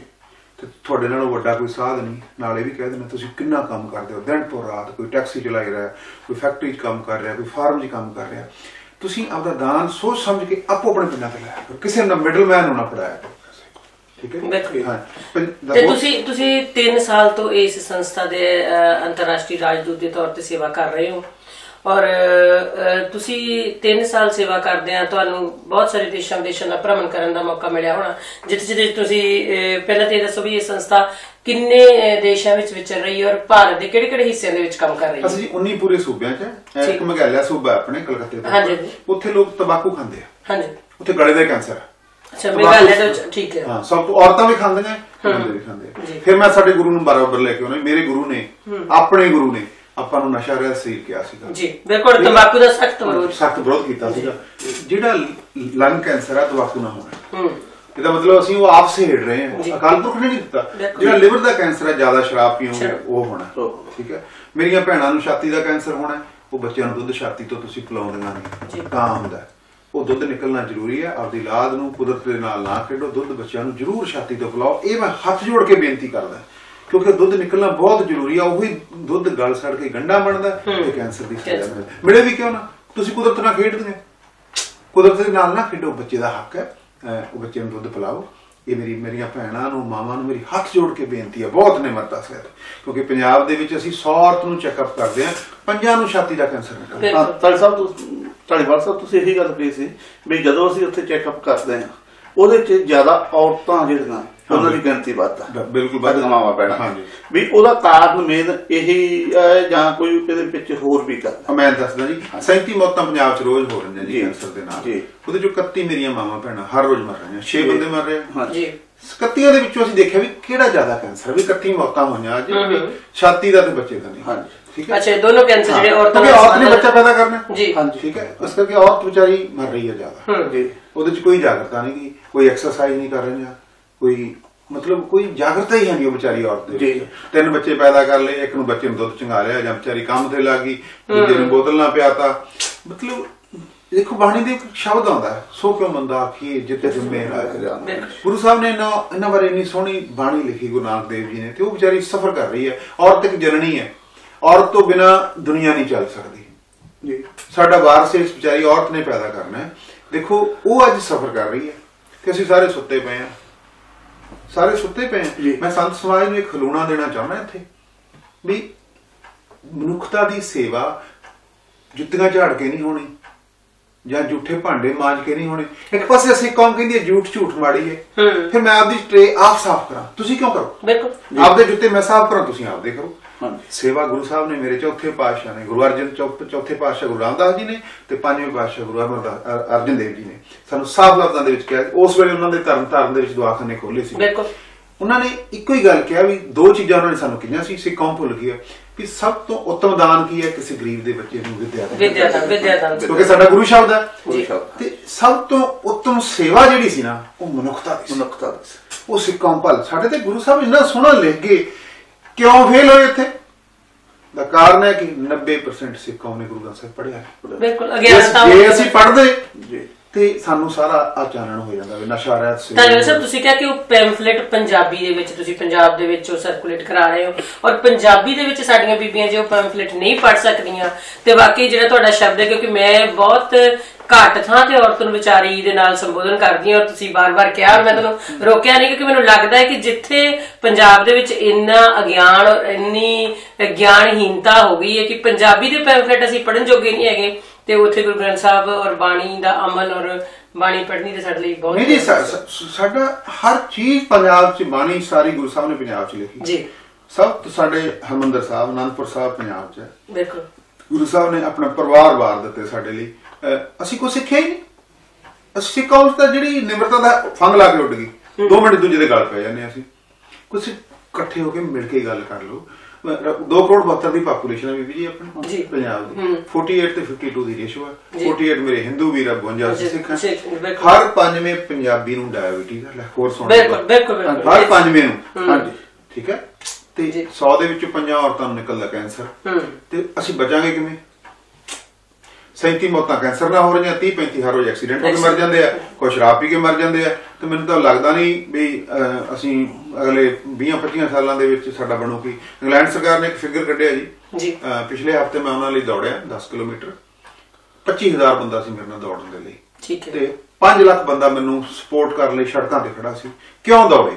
ਇੰਗਲੈਂਡ ਨੇ ਇੱਕ ਫਿਗਰ ਕੱਢਤੇ ਵੀ 2020 ਦੇ ਵਿੱਚ 7 ਸਾਲ ਰਹਿ ਗਏ। ਸਾਧ ਸੰਗਤ ਜੀ ਜਿਹੜੇ ਮੇਰੇ ਭੈਣ ਭਰਾ ਸੁਣ ਰਹੇ ਆ, ਬੜਾ ਇਹਨੂੰ ਗੱਲਾਂ ਇਹ ਸਾਡੀ ਕੋਈ, ਮੈਂ ਆਮ ਨਾਟ ਅ ਪੋਲੀਟੀਕਲ ਪਰਸਨ, ਮੈਂ ਕੋਈ ਲੀਡਰ ਤਾਂ ਹੈ ਨਹੀਂ। ਮੈਂ ਤੁਹਾਨੂੰ ਇੱਕ ਕੋਸ਼ਿਸ਼ ਦੇਣ ਦੀ ਕਰ ਰਿਹਾ ਵੀ ਜਿਹੜੀ ਸਾਡੀ ਇੰਗਲੈਂਡ ਸਰਕਾਰ ਨੂੰ ਫਿਕਰ ਪੈ ਗਿਆ 2020 ਦੇ ਵਿੱਚ 50% ਇੰਗਲੈਂਡ ਦੇ ਲੋਕਾਂ ਨੂੰ ਕੈਂਸਰ ਹੋ ਜਾਣਾ। 7 ਸਾਲ ਰਹਿ ਗਏ। ਇੰਗਲੈਂਡ ਦੇ ਫਿਗਰ ਹੈ ਜੀ ਇਹ। ਅੱਛਾ ਜੀ। ਪੰਜਾਬ ਦੀ ਛੱਡੋ ਗੱਲ, ਮੈਂ ਤੁਹਾਨੂੰ ਇੰਗਲੈਂਡ 'ਚ ਲੈ ਚੱਲਦਾ ਜਿੱਥੇ ਮੈਂ ਰਹਿਣਾ। ਉਹਨਾਂ ਨੂੰ ਇੰਨਾ ਫਿਕਰ ਪੈ ਗਿਆ ਵੀ ਕੀ ਕਰੀਏ। ਅਸੀਂ ਇੱਕ ਦੌੜ ਦਾ ਬੰਦੋਬਸਤ ਕੀਤਾ ਵੀ ਲੋਕਾਂ ਨੂੰ ਹੋਰ ਜਾਗਰਤਾ ਕਰੀਏ। ਮੈਂ ਤੁਹਾਡੇ ਨਾਲ ਵਾਅਦਾ ਕਰਦਾ ਮੇਰੇ ਪੰਜਾਬੀ, ਜਿਹੜੀ ਇੰਗਲੈਂਡ ਸਰਕਾਰ ਕਰੂਗੀ ਆਪਦੇ ਇੰਗਲੈਂਡ ਦੇ ਵਾਸੀਆਂ ਲਈ, ਉਹੀ ਦੀ ਕਾਪੀ ਕਰਕੇ ਅਸੀਂ ਪੰਜਾਬ 'ਚ ਲੈ ਕੇ ਜਾ ਰਹੇ ਹਾਂ। ਹਰ ਚੀਜ਼, ਜਿਹੜੀ ਸਹੂਲਤ ਮੇਰੀ ਵਾਈਫ ਨੂੰ, ਮੇਰੀ ਮਾਂ ਨੂੰ ਜਾਂ ਮੇਰੀ ਭੈਣ ਨੂੰ ਇੰਗਲੈਂਡ ਸਰਕਾਰ ਦੇ ਰਹੀ ਹੈ, ਉਸੇ ਸਿਸਟਮ ਨੂੰ ਉਹੀ ਜਾਗਰਤਾ ਚੱਕ ਕੇ ਅਸੀਂ ਪਿੰਡਾਂ 'ਚ ਸੁੱਟ ਰਹੇ ਹਾਂ। ਕਰੋੜ ਲੀਫਲੈਟ ਸਾਡਾ ਹੁਣ ਪੰਜਾਬੀ 'ਚ ਹੋਰ ਪ੍ਰਿੰਟ ਹੋ ਰਿਹਾ, ਜਿਹੜਾ ਹੋਰ ਵੀ ਕੈਂਸਰ ਤੋਂ ਕਿਵੇਂ ਬਚਿਆ। ਮਤਲਬ ਉਹਦੇ 'ਚ ਹਰ ਲਿਖਿਆ ਔਰਤ ਨੂੰ ਸਮਝਾਉਣ ਦੇ ਲਈ ਪਹਿਲੀ ਸਟੇਜ ਤੇ ਵੀ ਤੂੰ ਆਪਦੀ ਡਾਕਟਰ ਖੁਦ ਬਣ। ਤੂੰ ਇਸ਼ਨਾਨ ਕਰਦੀ ਹੈ, ਤੂੰ ਆਪਦੇ ਸਰੀਰ ਨੂੰ ਦੇਖ ਵੀ ਕੋਈ ਇਹਦੇ 'ਚ ਗੰਢ ਤਾਂ ਨਹੀਂ ਕਿਤੇ ਮਿਲੇ, ਵੀ ਤੂੰ ਉਹਦੇ ਭੱਜ ਚੈੱਕਅਪ ਕਰਾ। ਮੇਰੀ ਭੈਣੋ, ਮੈਂ ਦੱਸ ਦੇਣਾ ਚਾਹੁੰਦਾ, ਬੰਦਾ ਝੱਟ ਵਿਆਹ ਕਰਾ ਲੈਂਦਾ ਤੇ ਜਵਾਕ ਰੁੜ ਜਾਂਦੇ ਆ। ਉਹਦੀ ਮਾਂ ਛੇਤੀ ਕਹਿੰਦੀ ਵੀ ਇਹ ਤਾਂ ਗਈ, ਤੂੰ ਹੋਰ ਲਿਆ। ਮੇਰੀ ਭੈਣੋ, ਮੈਂ ਤੁਹਾਨੂੰ ਇੱਕ ਬੇਨਤੀ ਕਰਦਾ, ਆਪਦੇ ਆਪ ਨੂੰ ਟਾਈਮ ਸਿਰ ਚੈੱਕਅਪ ਕਰਿਆ। ਜੇ ਟਾਈਮ ਸਿਰ ਚੈੱਕਅਪ ਕਰੋਗੇ, ਕੈਂਸਰ ਦਾ ਇਲਾਜ ਹੈ। ਇੱਕ ਅੰਗਰੇਜ਼ੀ ਦੀ ਲਾਈਨ ਹੈ, ਮੈਂ ਬੋਲਦਾ ਨਾਲ ਉਹਦਾ cancer is curable if you detect earlier. ਕਹਿੰਦੇ ਕੈਂਸਰ ਦਾ ਇਲਾਜ ਹੈ ਅਗਰ ਜਲਦੀ ਪਤਾ ਲੱਗ ਜੇ। ਇਗਨੋਰੈਂਸ ਕਿਲਸ, ਮਤਲਬ ਅਗਿਆਨਤਾ ਇਨਸਾਨ ਨੂੰ ਮਾਰਦੀ ਹੈ। ਇੱਕ ਲਫ਼ਜ਼ ਹੋਰ ਹੈ ਅਵੇਅਰਨੈਸ ਇੰਪਾਵਰਿੰਗ, ਜਿਹੜੀ ਜਾਗਰਤਾ ਇਹ ਬਚਾਉਂਦੀ ਹੈ ਇਨਸਾਨ ਨੂੰ, ਹਰ ਬਿਮਾਰੀ ਤੋਂ ਬਚਾਉਂਦੀ ਹੈ। ਆਪਾਂ ਇਹਨਾਂ ਵੱਲ ਨਾ ਸਾਦਾ ਭੋਜਨ ਤੇ ਆਓ। ਮੇਰੇ ਗੁਰੂ ਨੇ ਸਾਨੂੰ ਸਾਦਾ ਜੀਵਨ ਦਿੱਤਾ ਸੀ। ਇਹ ਵੀ ਇੱਕ ਵੱਡਾ ਕਾਰਨ ਹੈ ਕਿ ਅਸੀਂ ਗੁਰੂ ਨੂੰ ਸਿਰਫ ਮੱਥਾ ਟੇਕਦੇ ਹਾਂ, ਗੁਰੂ ਦੀ ਗੱਲ ਮੰਨੀ ਨਹੀਂ। ਅਗਰ ਅਸੀਂ ਸਾਦੇ ਭੋਜਨ ਤੇ ਰਹਿੰਦੇ ਤੇ ਆ ਸਾਨੂੰ ਬਿਮਾਰੀਆਂ ਨੇ ਨਹੀਂ ਪਾਉਣਾ। ਸਾਡਾ ਧਰਮ 500 ਸਾਲ ਪੁਰਾਣਾ ਹੈ। ਸਾਡੇ ਗੁਰੂ ਸਾਹਿਬ ਨੇ ਉਹ ਚੀਜ਼ਾਂ ਲਿਖੀਆਂ ਗੁਰੂ ਗ੍ਰੰਥ ਸਾਹਿਬ ਦੇ ਵਿੱਚ ਜਿਹੜੀਆਂ ਸਾਡੇ ਲਈ ਜ਼ਿੰਦਗੀ ਜਨਮ ਤੋਂ ਲੈ ਕੇ ਮਰਨ ਤੱਕ ਵਧੀਆ ਚੀਜ਼ਾਂ ਲੈ ਕੇ। ਦੇਖੋ, ਸਾਨੂੰ ਉਹਨਾਂ ਨੇ ਦੁੱਖ ਵੇਲੇ ਵੀ ਬਾਣੀ ਦੀ ਸ਼ਲੋਕ ਲਿਖ ਕੇ ਵੀ ਕੁਲਵੰਤ ਸਿੰਘ, ਜੇ ਤੂੰ ਦੁਖੀ ਹੈ, ਘਰ 'ਚ ਕੋਈ ਮੌਤ ਹੋ ਗਈ ਤੇ ਤੂੰ ਆਹ ਬਾਣੀ ਪੜ੍ਹ। ਠੀਕ ਹੈ, ਪਰੰਤੂ ਅਸੀਂ ਕੀਤਾ ਕੀ ਨਾ। ਅਸੀਂ ਤਾਂ ਕਿਸੇ ਨੇ ਸੁਖਮਨੀ ਸਾਹਿਬ ਪੜ੍ਹ ਲਿਆ, ਕਿਸੇ ਨੇ ਰਹਿ ਰਸ ਪੜ੍ਹ ਲਈ, ਇੱਥੋਂ ਤੱਕ ਹੀ ਰਹੇ ਹਾਂ। ਗੁਰੂ ਗ੍ਰੰਥ ਸਾਹਿਬ ਇੱਕ ਅਨਮੋਲ ਖਜ਼ਾਨਾ ਹੈ। ਭਾਵੇਂ ਇੱਕ ਪੇਜ ਪੜ੍ਹੋ, ਉਹਦੇ ਉੱਤੇ ਪਹਿਰਾ ਦਿਓ, ਫਿਰ ਪੁੱਛੋ ਆਪਦੀ ਆਤਮਾ ਨੂੰ ਕਿ ਮੇਰੇ ਗੁਰੂ ਨੇ ਆਹ ਲਿਖਿਆ, ਕੀ ਮੈਂ ਕਰ ਰਿਹਾ? ਤੁਹਾਡੀ ਆਤਮਾ ਫਿਰ ਜਵਾਬ ਦਿਓ, ਨਹੀਂ, ਤੂੰ ਨਹੀਂ ਕਰ ਰਿਹਾ, ਤੂੰ ਫੇਲ ਹੈ ਇੱਥੇ। ਸਿੱਖ ਕੌਮ ਹਰ ਮੋੜ ਤੇ ਫੇਲ ਹੈ। ਲਾਹੌਰ ਲੈ ਲਓ, ਕੈਂਸਰ ਹੋਰ ਵੀ ਦੱਸ ਦੇਣਾ ਪੰਜਾਬ ਦੇ ਵਿੱਚ। ਪੰਜਾਬ ਦੇ ਵਿੱਚ ਧੀਆਂ ਦੀ ਗਿਣਤੀ ਕਿਉਂ ਘਟ ਰਹੀ ਹੈ? 723 ਲੜਕੀਆਂ 1000। ਠੀਕ ਹੈ, ਤੁਸੀਂ ਮੁੰਡਿਆਂ ਮਗਰ ਭੱਜੇ ਫਿਰਦੇ ਆ। ਮੈਂ ਇੱਕ ਔਰਤ ਨੂੰ ਇੱਕ ਹਲੂਣਾ ਵੀ ਦਿੰਦਾ ਇੱਥੇ।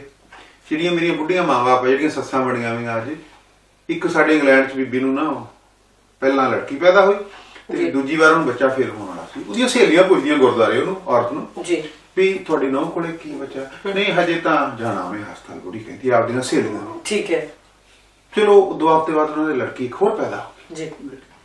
ਦੂਜੀਆਂ ਬੁੜੀਆਂ ਉਹਨੂੰ ਕਹਿ ਰਹੀਆਂ, ਕੀ ਕਹਿ ਰਹੀਆਂ? ਲੈ ਸੁਣੋ ਮੇਰੀ ਉਹ ਭੈਣ ਨੂੰ, ਤੁਹਾਡੇ ਤੇ ਵੀ ਇੱਕ ਮੈਂ ਹਲੂਣਾ ਦੇ ਦਿਆਂ। ਇੱਕ ਪੱਥਰ ਹੋਰ ਆ ਗਿਆ। ਮੈਂ ਉਹ ਬੁੜੀਆਂ ਨੂੰ ਪੁੱਛਣਾ ਚਾਹੁੰਦਾ ਵੀ ਤੁਸੀਂ ਵੱਡੇ ਪੱਥਰ?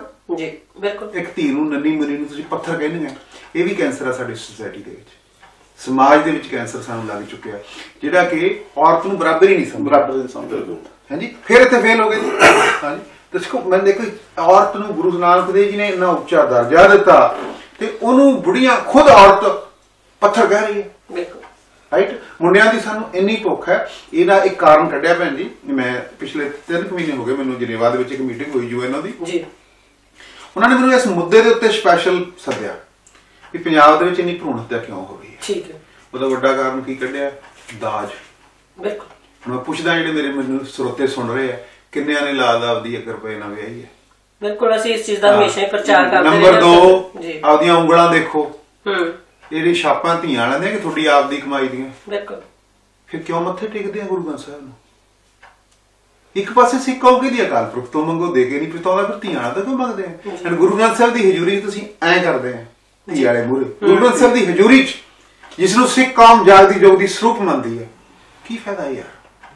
ਨਾ ਜਾਇਆ ਕਰੋ ਗੁਰਦੁਆਰੇ। ਜੇ ਧੀ ਵਾਲੇ ਮੂਹਰੇ ਤੁਸੀਂ ਐਂ ਕਰਦੇ, ਛਾਪ ਦੇ ਪਈਏ ਨਹੀਂ ਲੱਗੇ ਹੁੰਦੇ, ਛਾਪ ਤੁਸੀਂ ਧੀ ਵਾਲੇ ਦੇ ਮੂਹਰੇ ਇਸ ਹੱਥ ਜੋੜਦੇ ਹੋ, ਉਹ ਹੱਥ ਨਹੀਂ ਜੋੜਦੇ। 90% ਕਹਿੰਦਾ 80 ਕਿ 90%। ਮੈਂ ਕਹਿੰਦਾ ਜੇ ਸਾਡੇ ਗੁਰੂ ਸਾਹਿਬ ਛਾਪਾਂ ਪਾਉਂਦੇ ਸੀ ਪਹਿਲਾਂ ਤਾਂ ਇੱਕ ਸਵਾਲ ਹੈ ਸਿੱਖਾਂ ਨੂੰ, ਤੁਸੀਂ ਫੇਰ ਨਹੀਂ ਹਟੇ। ਜੇ ਤੁਸੀਂ ਪਾਉਣੀ ਵੀ ਹੈ ਆਪਦੀ ਕਮਾਈ ਦੀ ਪਾਓ, ਆਪਦੀ ਦੁੱਖਾਂ ਜੋ ਆਪਦਾ ਪਸੀਨੇ ਦੀ ਕਮਾਈ ਹੈ, ਤੁਹਾਨੂੰ ਆਨੰਦ ਵੀ ਆਊਗਾ।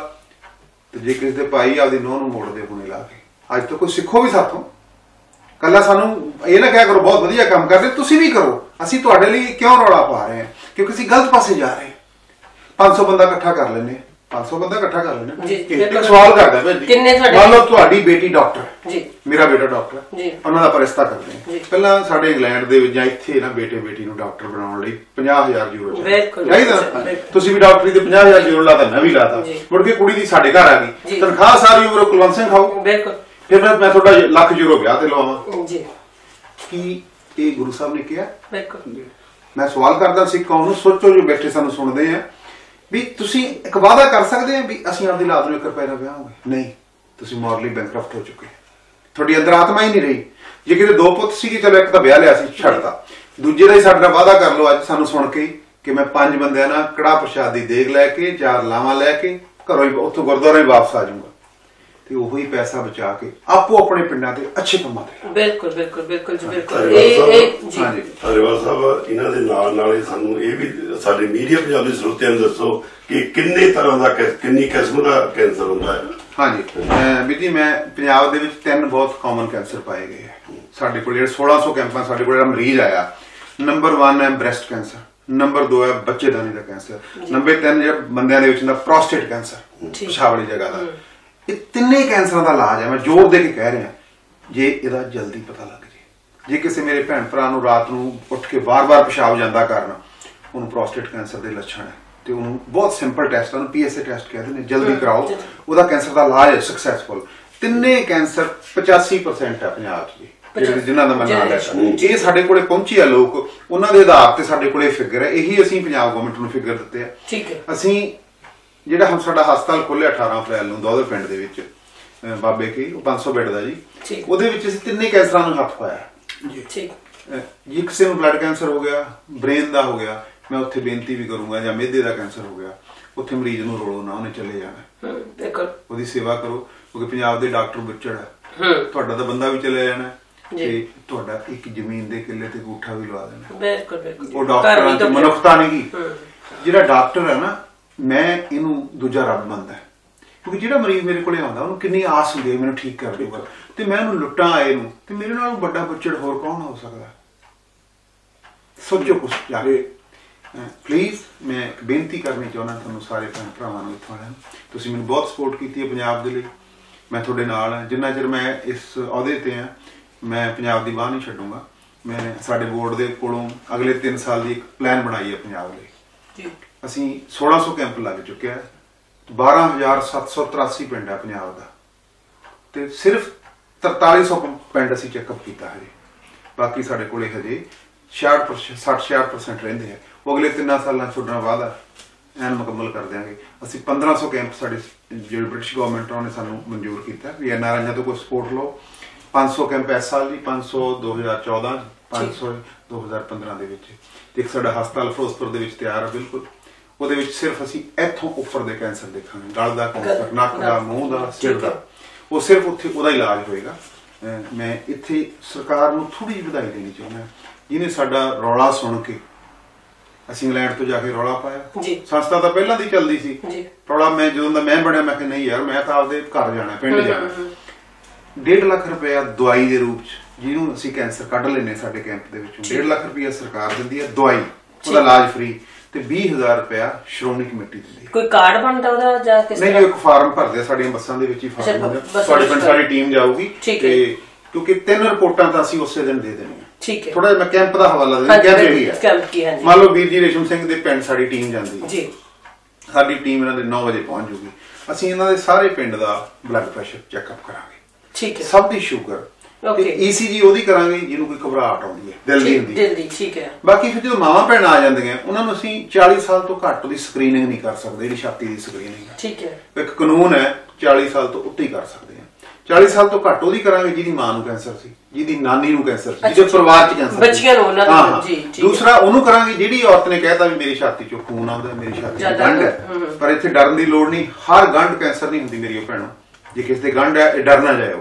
ਹਰ ਗੰਢ ਕੈਂਸਰ ਨਹੀਂ ਹੁੰਦੀ ਆਪਣੀ ਬਾਂਹ ਤੇ ਵੀ ਹੁੰਦੀ ਹੈ ਲੱਤ ਤੇ ਵੀ ਹੁੰਦੀ ਹੈ ਪਰ ਛਾਤੀ ਦੀ ਗੰਢ ਅਵੇਸਲੇ ਨਹੀਂ ਹੋਣਾ ਕਿਉਂਕਿ ਸਭ ਤੋਂ ਵੱਧ ਕੈਂਸਰ ਛਾਤੀ ਦਾ ਪੰਜਾਬ ਦੇ ਵਿੱਚ ਇਹਦਾ ਬਿਲਕੁਲ ਅਵੇਸਲੇ ਨਹੀਂ ਹੋਣਾ ਇਹਨੂੰ ਟਾਈਮ ਸਿਰ ਚੈੱਕਅਪ ਕਰਾਓ ਜੇ ਇੱਥੇ ਨਹੀਂ ਤੁਹਾਨੂੰ ਪੁਆਇੰਟ ਮਿਲਦੀ ਸਾਡੇ ਕੈਂਪ ਹਰ ਰੋਜ਼ ਲੱਗਦੇ ਇਹ ਨਹੀਂ ਦੇਖਣਾ ਵੀ ਮੇਰਾ ਪਿੰਡ ਹੁਸ਼ਿਆਰਪੁਰ 'ਚ ਹੈ ਮੈਂ ਬਠਿੰਡੇ ਕਿਵੇਂ ਜਾਵਾਂ ਸਾਡੀ ਟੀਮ ਕਿਸੇ ਪਿੰਡ ਜਾ ਕੇ ਮੇਰੀ ਭੈਣ NRI ਤੋਂ ਜਾਂਦੇ ਜਾ ਕੇ ਦਵਾ ਚੈੱਕਅਪ ਕਰਾਓ ਤਾਂ ਵੈਸੇ ਜਦੋਂ ਕੈਂਸਰ ਕਿਸੇ ਨੂੰ ਪਤਾ ਲੱਗ ਗਿਆ ਵੀ ਇਹ ਕੈਂਸਰ ਹੈ ਪਹਿਲੀ ਜਾਂ ਦੂਜੀ ਸਟੇਜ ਆ ਉਸ ਤੋਂ ਬਾਅਦ ਤੁਸੀਂ ਜਾਣਦੇ ਹੋ ਕਿ ਪੰਜਾਬ ਦੇ ਵਿੱਚ ਇਲਾਜ ਵੀ ਬਹੁਤ ਮਹਿੰਗਾ ਔਰ ਸਰਕਾਰ ਵੀ ਕੋਈ ਮਦਦ ਕਰ ਰਹੀ ਹੈ ਬਿਲਕੁਲ ਇਹਦੇ ਵਿੱਚ ਤੇ ਤੁਸੀਂ ਜਿਹੜੇ ਇਹ ਹਸਪੀਟਲ ਪਿੰਡ ਦੇ ਵਿੱਚ ਤੁਸੀਂ ਦੱਸ ਰਹੇ ਹੋ ਕਿ ਹਸਪੀਟਲ ਤਿਆਰ ਹੈ ਉਧਰ ਪਿੰਡ 'ਚ ਤਿਆਰ ਹੈ ਉੱਥੇ ਕੋਈ ਰਿਆਇਤ ਇਹਨਾਂ ਲੋਕਾਂ ਵਾਸਤੇ ਮੈਂ ਦੱਸਦਾ ਭੈਣ ਜੀ ਜਦੋਂ 3 ਰਿਪੋਰਟਾਂ ਤਾਂ ਅਸੀਂ ਦੇਤੀਆਂ ਜਿਹੜੀ ਛਾਤੀ ਦੇ ਕੈਂਸਰ ਦੀ ਰਿਪੋਰਟ ਆ 10 ਦਿਨ ਬਾਅਦ ਆਉਣੀ ਹੈ ਠੀਕ ਹੈ ਉਹ ਜਿਹੜਾ ਪਿੰਡ ਦਾ ਇੰਚਾਰਜ ਹੈ ਮੰਨ ਲਓ ਵੀਰ ਜੀ ਨੇ ਪਿੰਡ 'ਚ ਬਣਾਇਆ ਕੋਈ ਮਾਸਟਰ ਜਾਂ ਕੋਈ ਉਹਦੇ ਕੋਲ ਰਿਪੋਰਟ ਆ ਜੀ ਭਾਈ 5 ਔਰਤਾਂ ਨੂੰ ਕੈਂਸਰ ਨਿਕਲਿਆ ਠੀਕ ਹੈ ਪਰ ਮੈਂ ਸਿੱਖਾਂ ਨੂੰ ਫਿਰ ਬੇਨਤੀ ਕਰਨੀ ਚਾਹੁੰਦਾ ਜਿਹੜੇ ਇੰਨੇ ਗੁਰਦੁਆਰੇ ਬਣਾ ਰਹੇ ਨਾ ਕੈਂਪ ਗੁਰਦੁਆਰਿਆਂ 'ਚ ਲਾਇਆ ਕਰੋ ਪਹਿਲਾਂ ਅਰਦਾਸ ਕਰਿਆ ਕਰੋ ਅਕਾਲ ਪੁਰਖ ਕੋਈ ਅਸੀਂ ਕੈਂਪ ਲਾਉਣ ਲੱਗੇ ਕਿਸੇ ਨੂੰ ਕੈਂਸਰ ਨਾ ਨਿਕਲੇ ਠੀਕ ਹੈ ਗੁਰਦਾਸਰਾ ਨਾਲ ਲੈ ਕੇ ਚੱਲਣਾ ਕੋਈ ਸਿੱਖ ਜਿੱਥੇ ਵੀ ਜਾਂਦਾ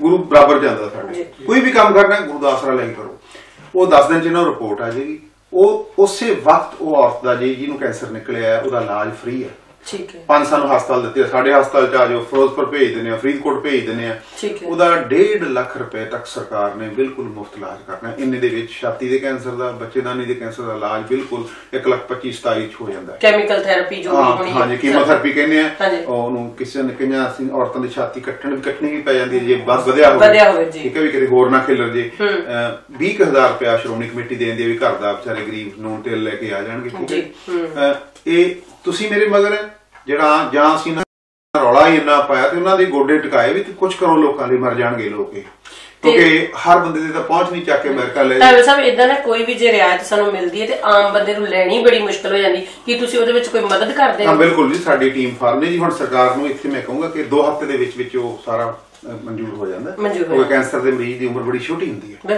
ਕਿਉਂਕਿ ਉਹ ਪੈਸਾ ਤਾਂ ਤੁਹਾਨੂੰ ਮਿਲਣਾ ਨਹੀਂ 1.5 ਲੱਖ ਉਹ ਤੁਸੀਂ ਭਾਵੇਂ ਕੱਲ ਨੂੰ ਚਲੇ ਜਾਓ ਤੁਹਾਡਾ ਇਲਾਜ ਕੱਲ ਨੂੰ ਸ਼ੁਰੂ ਹੋ ਜਾਣਾ ਅੱਛਾ ਇਲਾਜ ਸ਼ੁਰੂ ਹੋ ਜਾਣਾ ਹਸਪਤਾਲ ਨੂੰ ਆਪੇ ਪੈਸਾ ਆਉਂਦਾ ਰਹੇਗਾ ਤਸੱਲੀ ਜਿਹੜੀ ਹੋ ਜਾਂਦੀ ਹੈ ਕਿ ਉਹ 70 ਕਰੋੜ ਰੁਪਏ ਪੰਜਾਬ ਸਰਕਾਰ ਹੁਣ ਤੱਕ ਵੰਡ ਚੁੱਕੀ ਹੈ ਉਹ ਵੀ ਅਸੀਂ ਫਾਈਲਾਂ 'ਚ ਨਹੀਂ ਰੱਖਿਆ ਤੁਹਾਡੇ ਇੱਥੇ ਕੰਪਿਊਟਰ ਆ ਬੱਚਿਆਂ ਦੇ ਕੋਲੇ ਚੈੱਕਅਪ ਕਰਿਆ ਕਰੋ ਮੰਨ ਲਓ ਵੀਰ ਜੀ ਦੇ ਪਿੰਡ ਕੈਂਪ ਲੱਗਿਆ ਰੇਸ਼ਮ ਸਿੰਘ ਦੇ ਇਹਨਾਂ ਦੇ ਪਿੰਡ 'ਚੋਂ ਮਾਤਾ ਚੰਦ ਕੌਰ ਸੀ ਉਹਨੂੰ ਕੈਂਸਰ ਨਿਕਲਿਆ ਇਹ ਬੈਠੇ ਇੱਥੇ ਰੇਸ਼ਮ ਸਿੰਘ ਜੀ ਜਰਮਨ ਦੇ ਵਿੱਚ ਬੈਠੇ ਕੰਪਿਊਟਰ ਤੇ ਜਾ ਕੇ ਉਹਦਾ ਨਾਮ ਮੁੱਖ ਮੰਤਰੀ ਕੈਂਸਰ ਰਾਹਤ ਫੰਡ ਇਹ ਚੈੱਕਅਪ ਕਰ ਸਕਦੇ ਵੀ ਚੰਦ ਕੌਰ ਦੀ ਫਾਈਲ ਗਈ ਸੀ ਕਿ ਉਹਨੂੰ ਉਹਦਾ ਇਲਾਜ ਹੋ ਗਿਆ ਇੱਥੇ ਬੈਠੇ ਚੈੱਕਅਪ ਕਰ ਸਕਦੇ ਮਤਲਬ ਅਸੀਂ ਇੰਨਾ ਉਹਨੂੰ ਸਾਫ਼ ਐਡਵਾਂਸ ਕਰ ਦਿੱਤਾ ਹੈ ਕਿਉਂਕਿ ਮੈਂ ਵੀ ਉੱਥੋਂ ਆਇਆ ਨਹੀਂ ਤਾਂ ਫਾਈਲਾਂ ਤੇ ਕੱਢ ਦੇ ਕੇ ਤੇਰੀ ਮਰ ਜੂਗੀ ਉਹੀ ਤਾਂ ਮੇਰਾ ਸਵਾਲ ਸੀ ਵੀ ਕਈ ਕੋਈ ਮਨਜ਼ੂਰ ਹੁੰਦੇ ਇੰਨਾ ਸਮਾਂ ਲੱਗ ਜਾਂਦਾ ਉਸ ਤੋਂ ਬਿਨਾਂ ਕੋਈ ਅਤੀ ਗਰੀਬ ਆ ਜਾਂਦਾ ਸਾਡੀ ਸੰਸਥਾ ਵੀ ਇਹਦੇ ਨਾਲ ਖੜੀ ਹੈ ਅਸੀਂ ਤਾਂ ਸਾਡੀ ਸੰਸਥਾ ਵੱਲੋਂ ਤਾਂ ਅਸੀਂ ਜਦੋਂ ਔਰਤ ਦੇਖਦੇ ਹਾਂ ਵੀ ਛਾਤੀ ਇੱਕ ਕੱਟੀ ਹੈ ਉਹਦੀ ਕੋਈ ਫਾਈਲ ਨਹੀਂ ਕੋਈ ਫਾਰਮ ਨਹੀਂ ਭਰਦੇ ਉਸੇ ਵਕਤ 5,000 ਸਾਨੂੰ ਦਿਸਦੇ ਅੰਨੇ ਤਾਂ ਨਹੀਂ ਮੈਂ ਛਾਤੀ ਕੱਟੀ ਹੈ ਮੇਰੀ ਮਾਂ ਦੀ ਮੇਰੀ ਭੈਣ ਦਿਸਦੀਆਂ ਸਾਹਮਣੇ ਉਸੇ ਵਕਤ ਅਸੀਂ 5,000 ਰੁਪਇਆ ਤਾਂ ਉਹਨੂੰ ਦਿੰਨੇ ਆ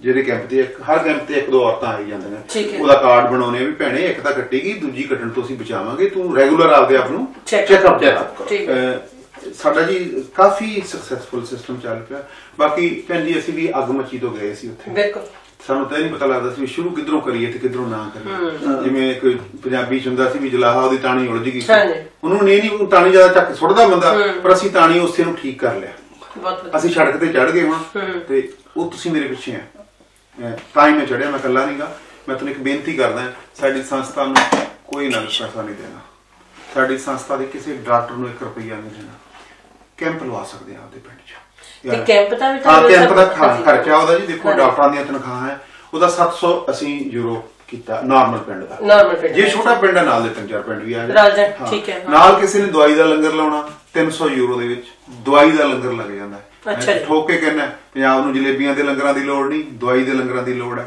ਧਿਆਨ ਰੱਖੋ ਉਹ ਗੁਰੂ ਦੀ ਸੇਵਾ ਆਏਗੀ ਉੱਥੇ ਮਨੁੱਖਤਾ ਦੀ ਸੇਵਾ ਆਏਗੀ ਬਹੁਤ ਲਾਲੇ ਜਲੇਬੀਆਂ ਦੇ ਲੰਗਰ ਆਪਾਂ ਬਸ ਕਰੀਏ ਹੁਣ ਕਿਉਂਕਿ ਆਪਾਂ ਉਹਨਾਂ ਨੂੰ ਬਚਾ ਲਈਏ ਜਿਹੜੇ ਸਾਡੇ ਭੈਣ ਭਰਾ ਦੇ 2.5 ਟੋਟਰੂ ਆ ਪਹਿਲਾਂ ਗੱਲਾਂ ਤੁਸੀਂ ਮਾਰਦੇ ਆ ਗਰਮ ਨਾਰੇ ਤੁਹਾਡੇ ਤਾਂ ਪੱਲੇ ਦਾ ਕੱਖ ਨਹੀਂ ਧਾਲੀਵਾਲ ਸਾਹਿਬ ਇੱਕ ਗੱਲ ਹੋ ਰਿਹਾ ਕਿ ਤੁਸੀਂ ਜਿਹੜਾ ਜਿੰਨੇ ਵੀ ਹੁਣ ਮੈਨੂੰ ਹਸਪੀਟਲ ਦੱਸੇ ਔਰ ਮੈਕਸਿਮਮ ਕੈਂਪ ਤਾਂ ਤੁਸੀਂ ਲਾ ਲਿਆ ਕਿ ਮੋਗੇ ਵਾਲੀ ਸਾਈਡ ਤੇ ਲਾ ਰਹੇ ਹੋ, ਤੁਸੀਂ ਮਾਝੇ ਨੂੰ ਵੀ ਕਵਰ ਕਰ ਰਹੇ ਹੋ? ਹਾਂਜੀ, ਬਹੁਤ ਵਧੀਆ ਸਵਾਲ ਕੀਤਾ। ਅਸੀਂ ਦੁਆਬਾ 84% ਕਵਰ ਕਰ ਦਿੱਤਾ, ਹੁਸ਼ਿਆਰਪੁਰ, ਨਵਾਂ ਸ਼ਹਿਰ, ਜਲੰਧਰ, ਨਕੋਦਰ, ਫਗਵਾੜਾ, ਕਪੂਰਥਲਾ। ਕਪੂਰਥਲੇ ਦਾ ਵੀ ਤੁਹਾਨੂੰ ਦੁੱਖ ਦੱਸਦਾ ਵੀ ਕਪੂਰਥਲਾ ਪੰਜਾਬ ਸਾਰੇ ਨਾਲੋਂ ਬੁਰੀ ਹਾਲਤ ਹੈ। ਲੋਕ ਕਹਿੰਦੇ ਸੀ ਮਾਲਵੇ ਦੀ ਹਾਲਤ ਮਾੜੀ, ਕਪੂਰਥਲੇ ਦੀ ਸਭ ਤੋਂ ਮਾੜੀ। ਉਹ ਕਾਲਾ ਸੰਘਾ ਡਰੇਨ ਲੰਘਦੀ ਹੈ, ਉਹਦੇ ਦਾਲੇ ਪਿੰਡ ਹੈ। ਮੈਂ 7 ਪਿੰਡਾਂ ਦਾ ਸਰਵੇ ਕੀਤਾ, ਰੂਪੀਵਾਲ ਪਿੰਡਾਂ ਦੇ ਨਾਲ 7 ਪਿੰਡਾਂ ਦਾ 56 ਮੌਤਾਂ ਹੋਈਆਂ ਉੱਥੇ, ਜਿੱਥੇ ਬਾਬਾ ਸੀਚੇ ਵਾਲਾ ਨਾ ਉਹਦੇ ਨੇੜੇ ਲੰਘਦੀ ਹੈ। ਅਸੀਂ ਹੁਣ ਕਾਲਾ ਸੰਘਿਆ ਦੇ ਵਿੱਚ ਜਾ ਰਹੇ ਹਾਂ, ਖੁਦ 50 ਪਿੰਡਾਂ ਦਾ ਕੈਂਪ ਲਾ ਰਹੇ, ਮੈਂ ਖੁਦ ਜਾ ਰਿਹਾ, ਉਹਦੀ ਰਿਪੋਰਟ ਅਸੀਂ ਤਿਆਰ ਕਰ ਰਹੇ ਹਾਂ ਵੀ ਕਾਲਾ ਸੰਘਿਆ ਡਰੇਨ ਇੰਨੀ ਬਦਨਾਮ ਹੋ ਚੁੱਕੀ ਹੈ ਵੀ ਕਾਰਨ ਕੀ ਹੈ। ਇੱਥੇ ਡਰੇਨ 'ਚ ਗੰਦ ਸੁੱਟ ਰਿਹਾ ਸਾਰਾ, ਜਲੰਧਰ ਦਾ ਜੋ ਕੈਮੀਕਲ ਵੀ ਇਹਦੇ ਵਿੱਚ ਆ ਰਿਹਾ ਸਭ ਕੁਝ। ਉਹ ਲੋਕ ਮੱਝਾਂ ਪਾਣੀ ਦੁੱਧ ਪੀਂਦੇ, ਘਰੇ ਲੋਕਾਂ ਨੂੰ ਇੱਕ ਵਹਿਮ ਹੈ ਵੀ ਆਰਓ ਜਿਹਾ ਲਾ ਲੈਂਦੇ ਆ, 2 ਗਲਾਸ ਪਾਣੀ ਫਿਲਟਰ ਹੋ ਰਿਹਾ। ਹਾਂ, ਫਿਲਟਰ। ਤੇ ਮੱਝ ਕਿਹੜਾ ਪਾਣੀ ਪੀ ਰਹੀ ਹੈ? ਮੱਝ ਦਾ ਦੁੱਧ, ਲੱਸੀ, ਦਹੀਂ, ਮੱਝ ਤਾਂ ਗੰਦਾ ਪਾਣੀ ਪੀ ਰਹੀ ਹੈ ਨਾ। ਸਾਡੇ 'ਚ ਵਹਿਮ ਹੈ। ਉਹ ਮੈਂ ਬੇਨਤੀ ਕਰਦਾ, ਮੈਂ ਤੁਹਾਡੇ ਨਾਲ ਦੁੱਖ ਸਾਂਝਾ ਵੀ ਕਰਦਾ, ਵਿਚਾਰ ਵੀ ਕਰਦਾ। ਮੇਰੀ ਮਾਂ ਮਰੀ ਸੀ ਕੈਨੇਡਾ ਦੇ ਵਿੱਚ, ਮੇਰੇ ਮੂਹਰੇ 2 ਆਪਸ਼ਨਾਂ ਸੀ ਵੀ ਕੀ ਕਰਾਂ। ਇੱਕ ਤਾਂ ਵੀ ਸਧਾਰਨ ਪਾਠ ਕਰਾਵਾਂ, ਸਹਿਜ ਪਾਠ ਕਰਾਂ ਤੇ ਸਾਰੇ ਪਿੰਡ ਨੂੰ ਦਵਾਈ ਦਵਾਂ, ਤੇ ਦੂਜੀ ਸੀਗੀ ਵੀ ਮੈਂ ਤੰਬੂ ਲਾਵਾਂ, ਅਖੰਡ ਪਾਠ ਕਰਾਵਾਂ ਤੇ ਬਾਦਲ ਸਾਹਿਬ ਨੂੰ ਸੱਦਾਂ। ਹੁਣ ਕਿਹੜੀ ਚੰਗੀ ਹੈ? ਅਸੀਂ ਕਰ ਲਿਓ, ਸਹਿਜ ਪਾਠ ਕਰਾਉਣਾ ਤੇ ਕੈਂਪ ਲਾਉਣਾ। 294 ਔਰਤਾਂ ਆਈਆਂ ਸੀ, 17 ਨੂੰ ਕੈਂਸਰ ਨਿਕਲਿਆ ਸੀ ਮੇਰੀ ਮਾਂ ਦੀ ਬਰਸ਼ੀ ਤੇ 17 ਦੀ ਜਾਨ ਬਚ ਗਈ। ਜਾਨ ਤਾਂ ਮੈਂ ਆਪਦੀ ਨਹੀਂ ਬਚਾ ਸਕਦਾ, ਪਰ ਰੋਕੋ ਕੈਂਸਰ ਬਚਾਉਂਦੀ ਹੈ। ਮੇਰੇ ਪਿੰਡ ਦੇ ਵਿੱਚ 17 ਔਰਤਾਂ ਦੇ ਬੱਚਿਆਂ ਦੇ ਵਿੱਚ ਖੇਡ ਰਹੀਆਂ ਤੇ ਨਹੀਂ ਉਹਨਾਂ ਨੇ 17 ਨੇ ਅੱਜ ਨਹੀਂ ਹੋਣਾ ਸੀ। ਮੈਂ ਠੋਕ ਕੇ ਕਹਿ ਰਿਹਾ, ਮੈਂ ਦੇ ਬਾਪ ਨੂੰ ਵੀ ਕਿਹਾ ਕਿ ਮੈਂ ਹਰ ਸਾਲ ਉਹਦੀ ਬਰਸ਼ੀ ਇਸ ਤਰ੍ਹਾਂ ਹੀ ਮਨਾਉਣਾ। ਤੇ ਤੁਸੀਂ ਵੀ ਆਪਦੇ ਵੱਡ ਵਡੇਰਿਆਂ ਦੀਆਂ ਬਰਸ਼ੀਆਂ ਸਾਦੇ ਤਰੀਕੇ ਦੇ ਨਾਲ ਆਪਦੇ ਪਿੰਡ ਜਾ ਕੇ ਦਵਾਈ ਦੇ ਲੰਗਰ ਲਾ ਕੇ ਮਨਾਓ। ਇਹ ਮੇਰੀ ਬੇਨਤੀ ਹੈ, ਮੈਂ ਤੁਹਾਨੂੰ ਮੰਗਦਾ ਨਹੀਂ ਕੁਛ, ਤੁਹਾਨੂੰ ਦੇ ਰਿਹਾ ਇੱਕ ਸਲਾਹ। ਆਪਦੇ ਪਿੰਡ ਜਾਓ। ਆਹ 4 ਬੰਦੇ ਬੈਠੇ ਆ, ਮੈਂ ਕਿਉਂ ਪੈਸੇ ਲਵਾਂ ਇਹਨਾਂ ਤੋਂ? ਮੈਂ ਆਪਦੇ ਪਿੰਡ ਜਾਵਾਂਗੇ, ਆਪਦੇ ਜਾਣ, ਭੈਣ ਜੀ ਆਪਦੇ ਜਾਣ, ਵੀਰ ਜੀ ਆਪਦੇ ਜਾਣ, ਤੇ ਪੰਜਾਬ ਨੂੰ ਆਪਾਂ ਸਹਿਜੇ ਠੀਕ ਕਰ ਸਕਦੇ ਹਾਂ। ਮੇਰੇ ਬਾਪ ਦੀ ਇੱਕ ਸੋਚ ਸੀ ਜੀ, ਉਹ ਕਹਿੰਦਾ ਗਰੀਬ ਦੇ ਬੱਚੇ ਨੂੰ 100 ਰੁਪਇਆ ਕਦੇ ਨਾ ਦਿਓ। ਕੀ ਗੱਲ? ਕਹਿੰਦਾ ਉਹਨੂੰ ਵਿਦਿਆ ਦੇ, ਉਹ ਆਪਦੀ ਗਰੀਬੀ ਆਪ ਦੂਰ ਕਰ ਲੇਗਾ। ਪਰਮਾਨੈਂਟ ਰਸਤਾ ਜਿਹੜਾ, ਪਰਮਾਨੈਂਟ ਕੋਈ ਸੋਲੂਸ਼ਨ ਦਿਓ, ਉਹ ਆਪਦਾ ਹੱਲ ਆਪ ਕੱਢ ਲੇਗਾ, ਆਪਦੇ ਪੈਰਾਂ ਤੇ ਆਪ ਖੜਾ ਹੋ ਜਾਏਗਾ। ਮੇਰੀ ਬੇਨਤੀ ਹੈ, ਐਵੇਂ ਇੱਥੇ ਜਵਾਕਾਂ ਦੇ ਕੇਕ ਕੂਕ ਨਾ ਕੱਟਿਆ ਕਰੋ ਜਨਮ ਦਿਨਾਂ ਦੇ, ਆਪਦੇ ਔਲਾਦ ਨੂੰ ਗਰੀਬੀ ਦਿਖਾਇਆ ਕਰੋ। ਮੈਨੂੰ ਪਤਾ, ਮੈਂ ਜਰਮਨ 'ਚ ਅੱਜ ਬੈਠਾ ਤੇ ਜਰਮਨ ਦੇ ਲੋਕਾਂ ਨੇ ਬਹੁਤ ਤਕਲੀਫਾਂ ਝੱਲੀਆਂ, ਗੈਰ ਕਾਨੂੰਨੀ ਆਣ ਕੇ ਵਿਚਾਰਿਆਂ ਨੇ ਮਿਹਨਤਾਂ ਕੀਤੀਆਂ, 6-6 ਸਾਲ ਗੈਰ ਕਾਨੂੰਨੀ ਰਹੇ ਵਿਚਾਰੇ। ਮੈਨੂੰ ਪਤਾ ਤੁਸੀਂ ਬਹੁਤ ਦੁੱਖ ਝੱਲਿਆ।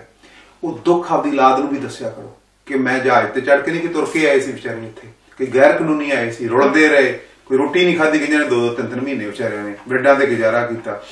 ਹੁਣ ਜਿਹੜੀ ਤੁਹਾਡੀ ਔਲਾਦ ਆਈ, ਉਹਨਾਂ ਨੂੰ ਤਾਂ ਨਹੀਂ ਤੁਹਾਡੇ ਦੁੱਖਾਂ ਦਾ ਪਤਾ, ਉਹਨਾਂ ਨੂੰ ਦੱਸਿਆ ਕਰੋ। ਪਰ ਤੁਸੀਂ ਔਲਾਦ ਦੇ ਅਨੁਸਾਰ ਕੇਕ ਕੱਟਣ ਲੱਗ ਗਏ। ਇਹ ਸੋਚਿਆ ਕਰੋ, ਇਹਨਾਂ ਚੀਜ਼ਾਂ ਨੂੰ, ਔਲਾਦ ਨੂੰ ਗਰੀਬੀ ਜ਼ਰੂਰ ਦਿਖਾਓ ਕਿ ਮੈਂ ਬਾਣ ਦੇ ਮੰਜੇ ਤੇ ਸੌਂਦਾ ਆਇਆ, ਪਿੰਡ 'ਚ ਕੋਈ ਟੋਇਲਟ ਨਹੀਂ ਹੁੰਦਾ ਸੀ, ਪਿੰਡ 'ਚ ਖੇਤ ਜਾਂਦੇ ਸੀਗੇ। ਉਸ ਜ਼ਿੰਦਗੀ ਤੇ ਸਾਨੂੰ ਆਉਣਾ ਪਊ। ਇੱਕ ਵੱਡਾ ਕਾਰਨ ਹੈ ਪੰਜਾਬ 'ਚ ਕੈਂਸਰ ਦਾ, ਘਰਾਂ 'ਚ ਜਿਹੜੇ ਟੋਏ ਪੱਟ ਕੇ ਟੋਇਲਟ ਬਣਾ ਲਏ ਨਾ 40 ਫੁੱਟ ਦੇ, ਉਹ ਸਾਰਾ ਪਾਣੀ ਉਹਦੇ ਜਾਂਦਾ, ਨਾਲ ਹੀ ਉੱਥੇ ਨਲਕਾ ਲੱਗਿਆ, ਉੱਥੇ ਟੋਇਲਟ ਤੇ ਨਾਲ ਉਹ ਗੰਦਾ ਪਾਣੀ ਵੱਜ ਪੀ ਜਾਂਦੇ ਨਲਕੇ ਦਾ। ਦੱਸੋ ਯਾਰ ਕਿੱਦਾਂ ਇਹਨਾਂ ਨੇ ਪੁੱਠੇ ਕੰਮ 'ਚ ਬੜੇ ਗਏ। ਖੇਤ ਜਾਂਦੇ ਸੀ ਬਾਹਰ, ਮਾਰਨਿੰਗ ਟੋਇਲਟ। ਮੈਨੂੰ ਇੱਕ ਬਜ਼ੁਰਗ ਮਿਲਿਆ ਜੀ, ਬੜੀ ਉਹਨੇ ਦੇਸੀ ਜੀ ਗੱਲ ਸੁਣਾਈ ਤੇ ਮੇਰੇ ਦਿਲ ਬੜੀ ਲੱਗੀ। ਮੈਨੂੰ ਕਹਿੰਦਾ, ਕਾਕਾ ਜੀ ਇੱਕ ਗੱਲ ਇਹਨਾਂ ਨੂੰ ਜ਼ਰੂਰ ਦੱਸਿਆ ਕਰੋ ਪਿੰਡ ਵਾਲਿਆਂ ਨੂੰ। ਕਹਿੰਦਾ, ਅੱਗੇ ਅਸੀਂ ਘਰੋਂ ਖਾਂਦੇ ਸੀ ਤੇ ਪੰਜਾਬੀ ਚ ਲਿਖਿਆ ਬਾਹਰ ਅੱਗਣ ਜਾਂਦੇ ਸੀ। ਕਹਿੰਦਾ ਹੁਣ ਬਾਹਰੋਂ ਖਾਂਦੇ ਆ ਤੇ ਘਰੇ ਹੱਕਦੇ ਆ। ਦੇਸੀ ਬਜ਼ੁਰਗ ਨੇ ਆ ਗੱਲ ਕਹੀ ਤੇ ਮੈਂ ਇਹਦਾ ਇੰਨਾ ਪ੍ਰਚਾਰ ਕੀਤਾ ਕੈਨੇਡਾ, ਅਮਰੀਕਾ 'ਚ। ਮੈਂ ਕਿਹਾ ਯਾਰ ਇਹ ਬਾਬੇ ਨੇ ਤਾਂ ਗੱਲ ਹੀ ਠੋਕ ਕੇ ਗੱਲ ਲਾ ਦਿੱਤੀ। ਉਹ ਕਹਿੰਦਾ ਹੁਣ ਵਿਆਹਾਂ 'ਚੋਂ ਇਹੋ ਜਿਹਾ ਬੇਹਾ ਫੂਡ ਖਾ ਕੇ ਆ ਜਾਂਦੇ ਆ। ਘਰੇ ਵਿਆਹ ਕਰਦੇ ਸੀ, ਮੰਜੇ ਇਕੱਠੇ ਕਰਦੇ ਸੀ, ਪਿੰਡ ਨਾਲ ਸਾਂਝ ਸੀਗੀ। ਹੁਣ ਮੈਰਿਜ ਪੈਲਸ ਪਤਾ ਹੀ ਲੱਗਦਾ ਕੋਈ ਆਇਆ ਨਹੀਂ ਆਇਆ। ਇਹ NRIਆਂ ਨੇ ਪੰਗੇ ਖੜੇ ਕੀਤੇ ਆ। NRI ਜਾ ਕੇ ਆਪਦੀ ਔਲਾਦ ਨੂੰ ਵੇਚਦੇ ਆ। ਜੇ ਤੁਸੀਂ ਜਰਮਨ ਜਾਣ ਕੇ ਨਹੀਂ ਰੱਜੇ, ਮੈਂ ਇੰਗਲੈਂਡ 'ਚ ਨਹੀਂ ਰੱਜਿਆ, ਤੇ ਆਪਦੀ ਔਲਾਦ ਨੂੰ ਵੇਚਾਂ, ਉਹਨਾਂ ਗਰੀਬ ਲੋਕਾਂ ਨੂੰ ਲੁੱਟਾਂ ਤੇ ਨਾਲੇ ਖੰਡ ਪਾਠ ਰਖਾਉਣੇ ਆ ਪਹਿਲਾਂ ਤੁਸੀਂ ਸਗਨ ਫੰਡ ਤੋਂ। NRI ਜੋ ਤੁਹਾਨੂੰ ਕਹਿ ਰਿਹਾ, ਜਿਨ੍ਹਾਂ ਨੇ ਤੁਸੀਂ ਦੁੱਖ ਝੱਲੇ ਆ, ਜਾ ਕੇ ਖੰਡ ਪਾਠ ਪ੍ਰਕਾਸ਼ ਕਰਾਉਣੇ ਆ, ਫਿਰ ਸਗਨ ਫੜਦੇ ਆ ਆਪਦੀ ਔਲਾਦ ਦਾ। ਜੇ ਨਹੀਂ ਫੜਦੇ ਤਾਂ ਦੱਸੋ ਮੈਨੂੰ, ਕਿੰਨੇ ਨੇ ਔਲਾਦ ਰੁਪਈਏ ਨਾਲ ਵਿਆਹੀ ਹੈ? ਤੁਹਾਡੀ ਆਤਮਾ ਤੁਹਾਨੂੰ ਹਲੂਣੇ ਦੇ ਰਹੀ ਹੈ ਜੋ ਮੈਨੂੰ ਸੁਣ ਰਹੇ ਹਾਂ। ਆਪਾਂ ਇਹਨਾਂ ਚੀਜ਼ਾਂ ਤੋਂ ਗਰੇਜ਼ ਕਰੋ। ਮੈਂ ਕੋਈ ਤੁਹਾਡੇ ਨਾਲ, ਮੇਰੀ ਕੋਈ ਦੁਸ਼ਮਣੀ ਨਹੀਂ, ਮੇਰਾ ਕੋਈ ਵੈਰ ਨਹੀਂ, ਪਰ ਮੈਂ ਇੱਕ ਤੁਹਾਨੂੰ ਚੁਣੌਤੀ ਜ਼ਰੂਰ ਦੇ ਰਿਹਾ, ਹਲੂਣਾ ਜ਼ਰੂਰ ਦੇ ਰਿਹਾ ਵੀ ਆਪਾਂ ਇਹਨਾਂ ਚੀਜ਼ਾਂ ਤੋਂ ਜੇ ਬਚਾਂਗੇ ਤੇ ਤਾਂ ਹੀ ਪੰਜਾਬ ਬਚੂਗਾ।